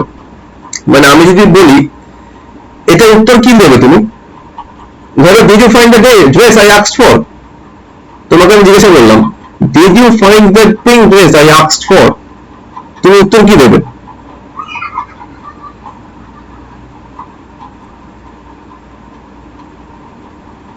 বলো তুমি উত্তরটা কি দেবে? এটা তো কোশ্চেন, তো তুমি কি সেই পিঙ্ক ড্রেসটা খুঁজে পেয়েছো যেটা আমি তোমার কাছ থেকে চেয়েছিলাম? তোমার উত্তর কি হবে ইংলিশে এখানে? Yes, I found the pink dress. Sir দুটোই তো হতে পারে, ইয়েস আর নো। আচ্ছা ইয়েস করেই বলো, আচ্ছা ইয়েস করেই বলো। Sir, yes, I found the pink dress. Yes, I found it, or I found the pink dress. Yes, I found the pink dress. Yes, I found it. একই ব্যাপার, ঠিক আছে? দেখো এখানে যদি আমি এই সেন্টেন্সটাকে এইভাবে লিখি, yes, I did find that. I found it একদম কারেক্ট, ঠিক আছে? I found it এই কথাটি একদম কারেক্ট। আমি যদি এইভাবে লিখি yes, I did find that, এটাও ঠিক। আমি যেহেতু ডিড লাগিয়েছি ওই জন্য ফাউন্ড না লিখে আই ফাইন্ড লিখলাম ওখানে। আই ডিড ফাইন্ড দ্যাট কথাটির মধ্যে একটু স্ট্রেস পড়লো। আই ফাউন্ড ইট বলতে হয় আমি খুঁজে পেয়েছিলাম, আই ডিড ফাইন্ড দ্যাট মানে হচ্ছে আমি ঠিক খুঁজে বের করেছি। এটা এই কথাগুলোর মধ্যে একটু অন্তরাল আছে কথার টোনের মধ্যে, কথার বলার স্টাইলের মধ্যে, কিন্তু গ্রামাটিক্যালি যখন আমি ডিড লাগালাম সঙ্গে সঙ্গে ফাউন্ডটাকে ফাইন্ডে রূপান্তরিত করে দিলাম, ট্রান্সফার করে দিলাম। So did you find the pink dress I asked for, ঠিক আছে? স্যার বলছি আজকে তাহলে কি এই যোগ হবে? এই দুই যোগ হবে আস্কড, আমি তখন এটাকে সেকেন্ড ফর্মে নিয়ে যাবো asked. Ask, asked, will ask, ঠিক আছে? নাম্বার 4, এখানে তো উইলটা দেওয়ার দরকার ছিল না, উইলটা না দিলেই ভালো হতো, কিন্তু উইলটা দিয়ে তোমাদেরকে একটু সহজ করে দেওয়া হয়েছে। এটা বলো তো কি হবে? Number 4, I will dash two the party tomorrow. এটা কামই হবে। কামের, হ্যাঁ তাহলে কামের তিনটে V1 কি? V1 মানে প্রেজেন্ট ইনডিফিনাইট ফর্ম কি? কাম। V2 কি? কেম। কাম। সো V3 হচ্ছে come. So I will come to the party tomorrow. যদি উইলটা না দিতাম দিয়ে তোমাদের সুবিধা হয়েছে, তাহলে আরেকটু তোমাদেরকে কঠিন করে বলতো, তো উইল কাম পুরোটাই তোমাকে লাগাতে হবে, ঠিক আছে? Number 5, my mom dash clean the house yesterday evening, কি হবে? এটা ক্লিন। এটা ক্লিন হবে। Cleaned, cleaned. তাই না? ক্লিনড ইজি হবে। My mom cleaned the house. Yesterday আছে, ইয়েস্টারডে আছে মানে তোমাকে এখানে বুঝতে হবে যে আমাকে এখানে দেখানো হচ্ছে যে আমাকে যেটা ঘটে গেছে সেটা বুঝে নিয়ে আমাকে এখানে ক্লিনড। তাহলে প্রথমটা তাহলে আমার কোন টেন্স? Present tense. আমি এখনো ইনডিফিনাইট কন্টিনিউয়াস কিছু যাচ্ছি না, তুমি খালি আমাকে টেন্স গুলো বলবে, ঠিক আছে? প্রথমটা কি? Present tense. পরেরটা কি? পরেরটা কি? পরেরটা কি? 4 নম্বরটা ফিউচার এবং 5 নম্বরটা পাস্ট। তাহলে এই তো 3 ধরনের আমরা এখানে বুঝে গেলাম, ঠিক আছে? খুব খুব আমরা তো এই যে ইনডিফিনাইট, পার্টিসিপল অনেক কিছু আছে, আমরা তো অনেক কিছু নিয়ে আলোচনা করব, কিন্তু এই বিষয়টা ঢুকেছে তো মাথার মধ্যে? Present, past, present, future. দেখ এবার আমি আসছি এই পাস্ট, প্রেজেন্ট, ফিউচারের যে চারটি ভাগ রয়েছে সবগুলোতে চারটি একই ভাগ।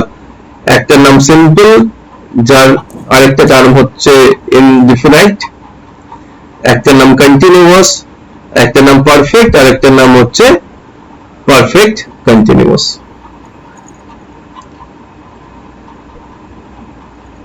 দেখা যাচ্ছে চারটে সিম্পল বা ইনডিফিনাইট। তাহলে যদি প্রেজেন্ট হয় তাহলে কি হবে? সিম্পল প্রেজেন্ট বা সিম্পল পাস্ট বা সিম্পল ফিউচার বা present indefinite, past indefinite, future indefinite. ঠিক আছে? Present continuous, past continuous, future continuous. Present perfect, past perfect, future perfect. হ্যাঁ, প্রেজেন্ট হলে বলো present perfect continuous, past perfect continuous, আর future perfect continuous. তাহলে total কতগুলো ভাগ হলো? টোটাল 12টা ভাগ স্যার। 12টা ভাগ হলো। এই চারটে আর ইনটু 3, তাই তো? প্রতিটারই চারটে করে, তাহলে 12টা ভাগ।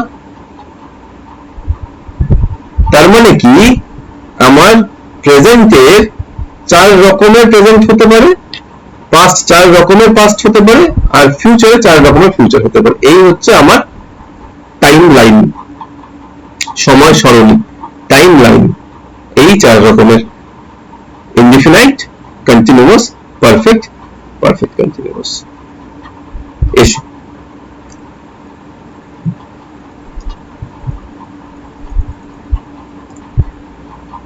দেখ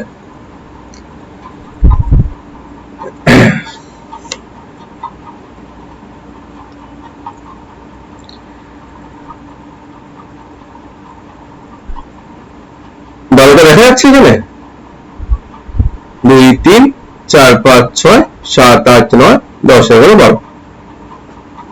প্রেজেন্টের মধ্যে আছে সিম্পল, কন্টিনিউয়াস, পারফেক্ট কন্টিনিউয়াস, পাস্টের মধ্যে তাই, ফিউচারের মধ্যে তাই। দেখা যাচ্ছে? ফিউচারে ফিউচার পারফেক্ট আর ফিউচার পারফেক্ট সব তো আছে, এই তো ফিউচার পারফেক্ট কন্টিনিউয়াস দেখা যাচ্ছে না? স্যার বলছি দুটো বাক্য অসঙ্গত, মানে বাক্য হয় না নাকি? বাক্য হয় না, বাক্য হয় না, আসলে ব্যবহার হয় না। বাক্য হয়, গ্রামাটিক্যালি বাক্য হয়, কিন্তু ব্যবহার হয় না। ঠিকই বলেছো যে ব্যবহার হয় না, তার পিছনে কারণ রয়েছে। কারণ এমন একটা সময় সরণি, সেখানে চট করে ওই সময়ের ব্যাপারে আমরা কেউ কথাই বলি না। ঠিক আছে, আমরা আগে গ্রামাটিক্যালি একটু দেখি, তারপরে দেখছি যে কিভাবে আমরা সেটাকে রেগুলার লাইফে, নিজেদের লাইফে আমরা ব্যবহার করতে পারি। কটা বাজে? 10টা বেজে গেছে। ওকে,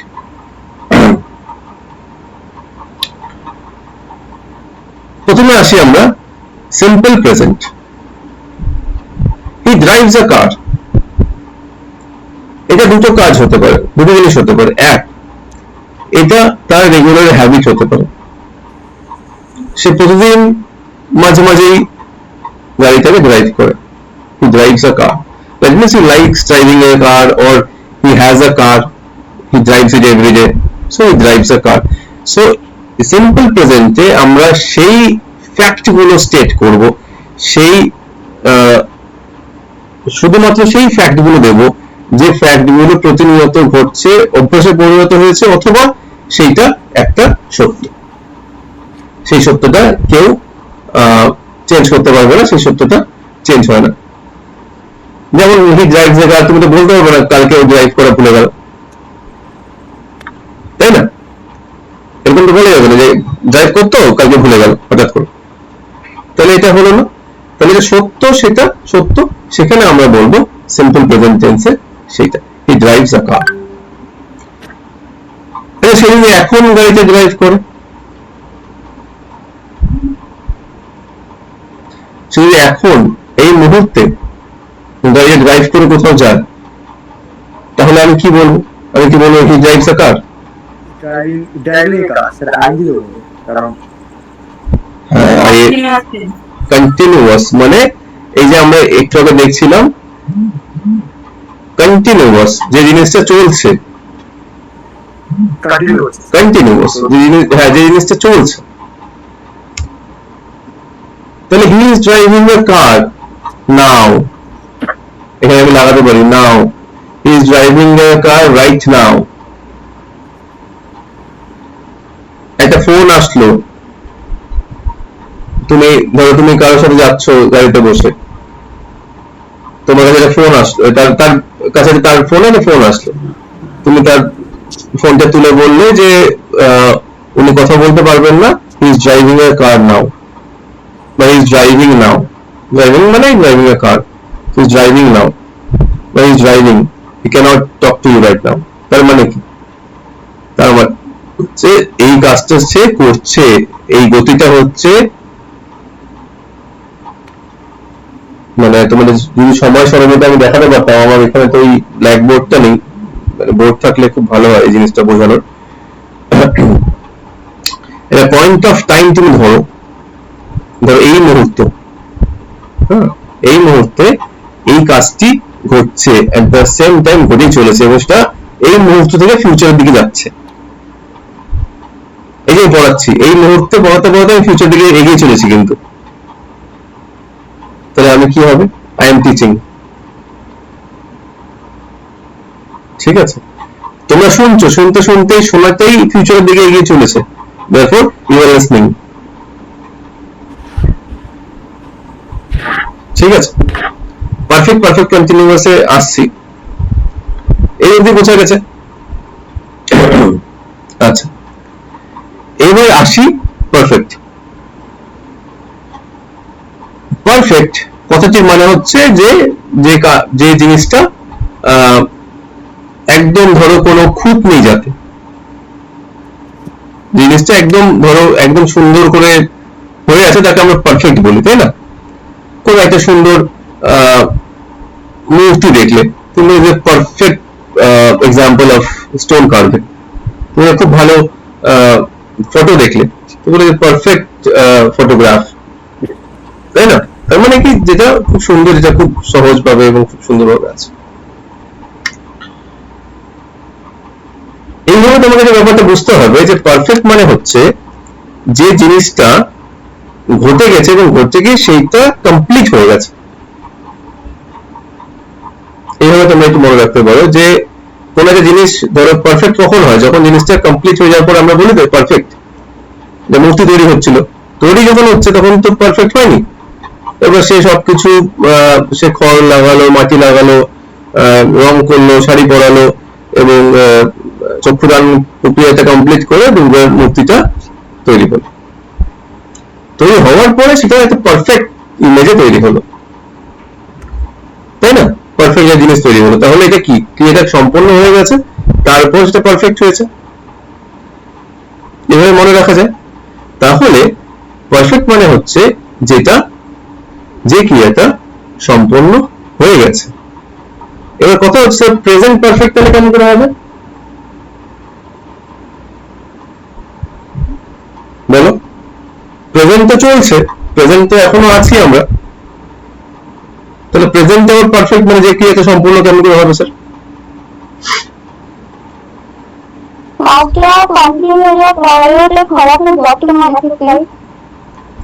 আরেকবার বলো, আমি শুনতে পেলাম না। বললাম কাজটা কমপ্লিট হয়ে যাওয়ার পরেও তার ফলাফলটা বর্তমান আছে, তাই পারফেক্ট হয়েছে। আচ্ছা, কাজটা কমপ্লিট হয়ে গেছে, ফলাফলটা বর্তমান আছে। আচ্ছা, তোমরা কাজটা কমপ্লিট হয়ে যাওয়ার পর ফলাফল যদি না থাকে তাহলে সেটা পাস্ট টেন্স, তাই তো?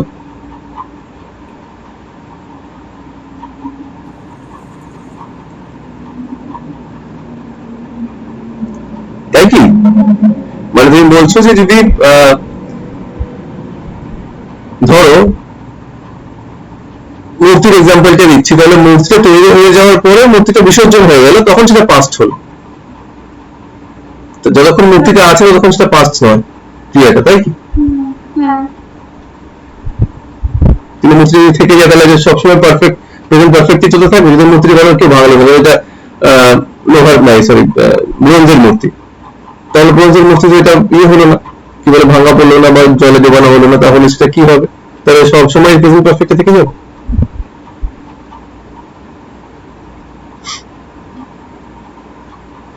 খুব সহজ করে বলতে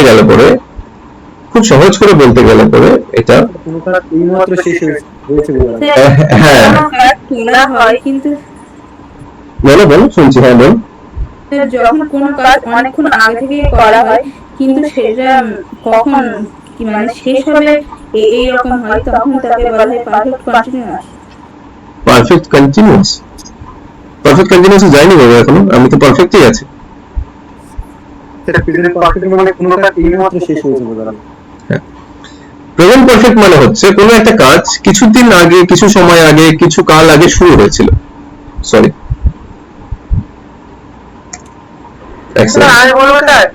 হ্যাঁ বলো। স্যার প্রেজেন্ট পারফেক্ট টেন্স তো। হ্যাঁ প্রেজেন্ট পারফেক্ট টেন্স। হ্যাঁ স্যার আপনি কি বলতে বর্তমান কালের কিছু পূর্বে কোনো একটি কাজ বা ঘটনা ঘটে গেছে বা হয়ে গেছে কিন্তু তার ফলাফল এখনো বর্তমান আছে। আমি সেটাই বলছিলাম, সেটাই ও আমাকে বলছিল, তোমার আগে একজন বললো, সে এই কথাটাই বললো যে ফলাফল স্যার এখনো বর্তমান আছে, কাজটা ঘটে গেছে। তাহলে আমি বললাম যদি ফলাফলটা বর্তমান থেকে যায় সবসময়, তাহলে কিন্তু সবসময় প্রেজেন্ট পারফেক্টে থেকে যাবে। এবার আমি বলছি, একটু ব্যাপারটা বোঝো, মানে ঠিক আছে তোমাদের ধারণাগুলো ঠিক রয়েছে, কিন্তু একটু ধারণাগত সমস্যা রয়েছে জিনিসটা। কেউ আমাকে একটু আগে বলছিল স্যার এই মাত্র একটা কাজ শেষ হলো, সেইটাকে আমরা প্রেজেন্ট পারফেক্ট বলছি। দেখো প্রেজেন্টের যে ধারণাটা, অর্থাৎ এই যে সময়কাল, এই যে আমি বসে আছি, এই যে আমি সময়কালটা,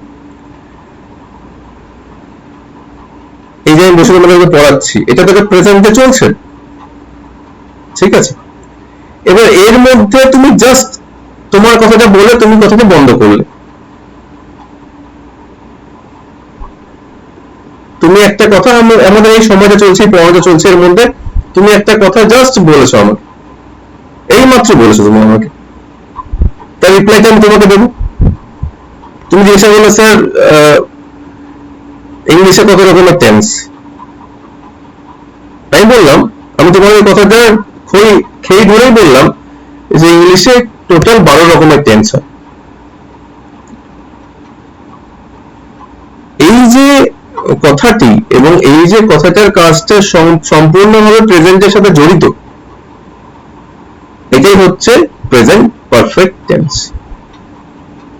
এই যে ফলাফল, এই যে বলছো ব্যাপারগুলো, এটা একটু বুঝিয়ে বলতে হবে। তো তোমরা বুঝতে পারছি যে তোমরা পড়েছো জিনিসগুলো, মুখস্থ করেছিলে বা পড়েছিলে, কিন্তু বুঝিয়ে বলতে হবে তোমাকে যে কেমন করে, তোমাকে নিজেকে বুঝতে হবে।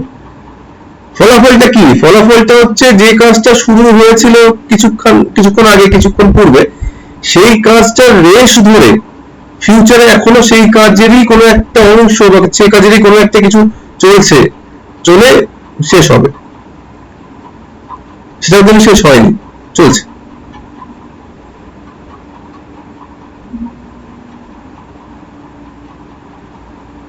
জাস্ট তোমার কাজটা শেষ হয়েছে বা ওই কাজটি এই মুহূর্তে শেষ হয়েছে। যেমন আমি এই মুহূর্তেই এই 2 মিনিট আগে চা বানিয়েছি, তাহলে চাটা খাওয়া আমার শেষ হয়নি, তাহলে আমি এখন প্রেজেন্টে চাটা খাবো বা খাচ্ছি, এই জাস্ট শেষ করে চাটা খেতে পেরেছি, তাহলে এটা হচ্ছে প্রেজেন্ট পারফেক্ট।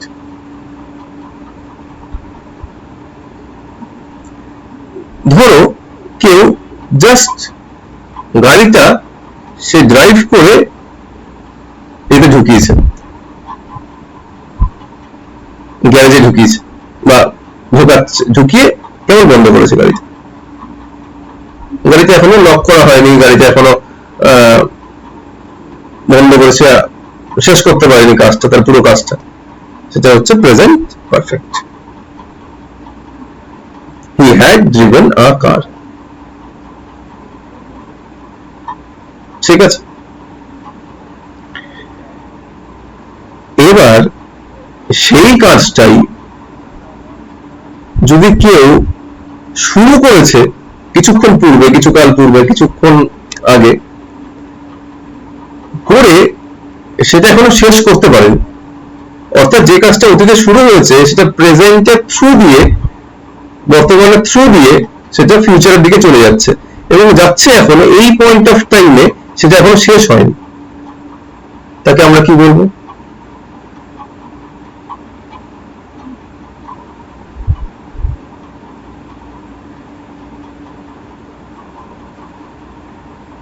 বলো, সেটাকে আমরা কি বলবো তাহলে? Perfect continuous.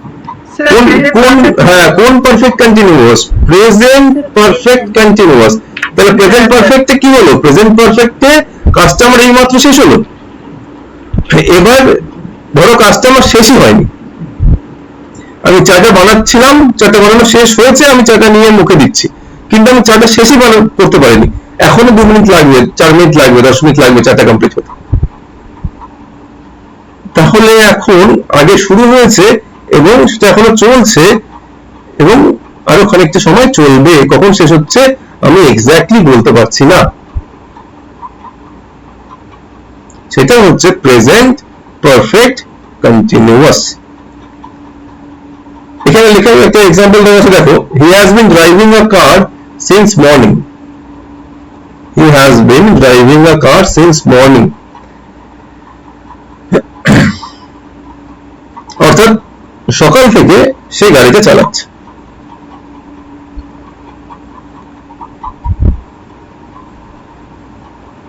এখনো কি গাড়িটা বন্ধ হয়েছে?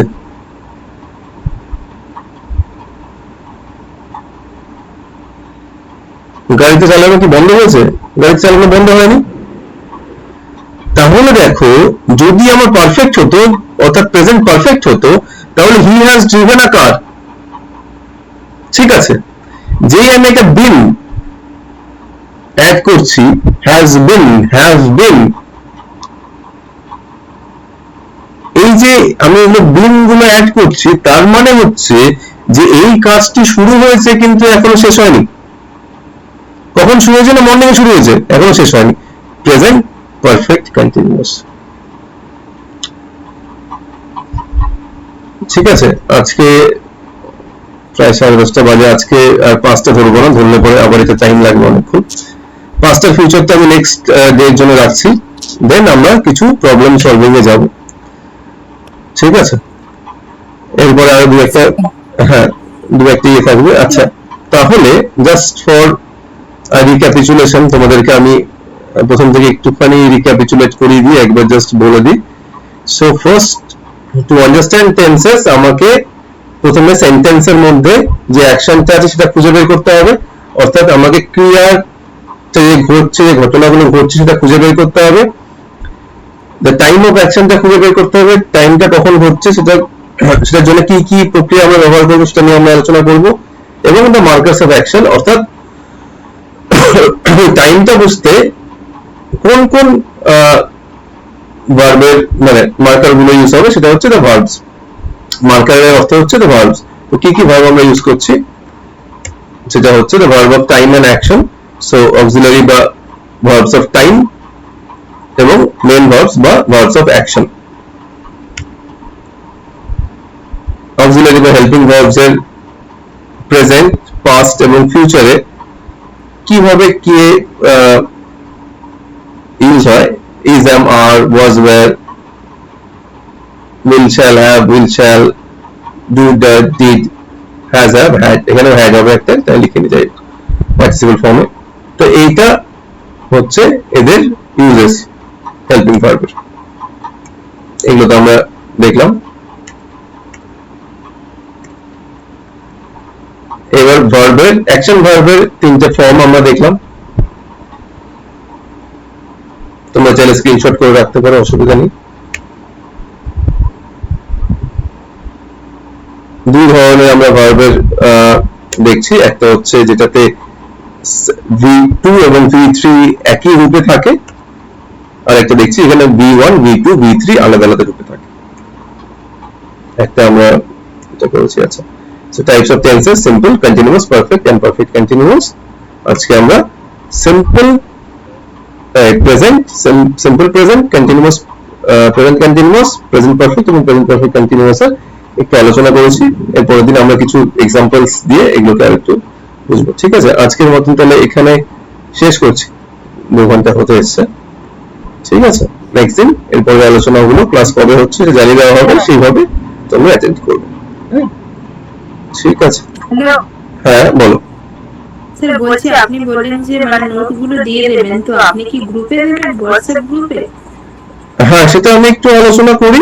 হ্যাঁ, আমি অবশ্যই দিতে পারবো, অসুবিধা কিছু হবে না, কিন্তু সেটা কোন গ্রুপে দেওয়া হবে বা কিভাবে দেওয়া হবে সেটা অ্যাডমিনিস্ট্রেটরসরা ডিসাইড করবে, এবং সেভাবে আমরা তোমাদেরকে অবশ্যই, আমি তোমাকে পিপিটিস গুলো শেয়ার করে দিতে পারি, এবং পরবর্তীকালে যে ভার্বের যে ধরো বিভিন্ন ফর্মস গুলো V1 V2 V3 কত রকমের আছে, কোন কোন ভার্ব গুলো বেশি ইউজ হচ্ছে, তার যে পুরো পিডিএফ ফরম্যাট গুলো সেগুলো আমি তোমাদেরকে দিয়ে দিতে পারি।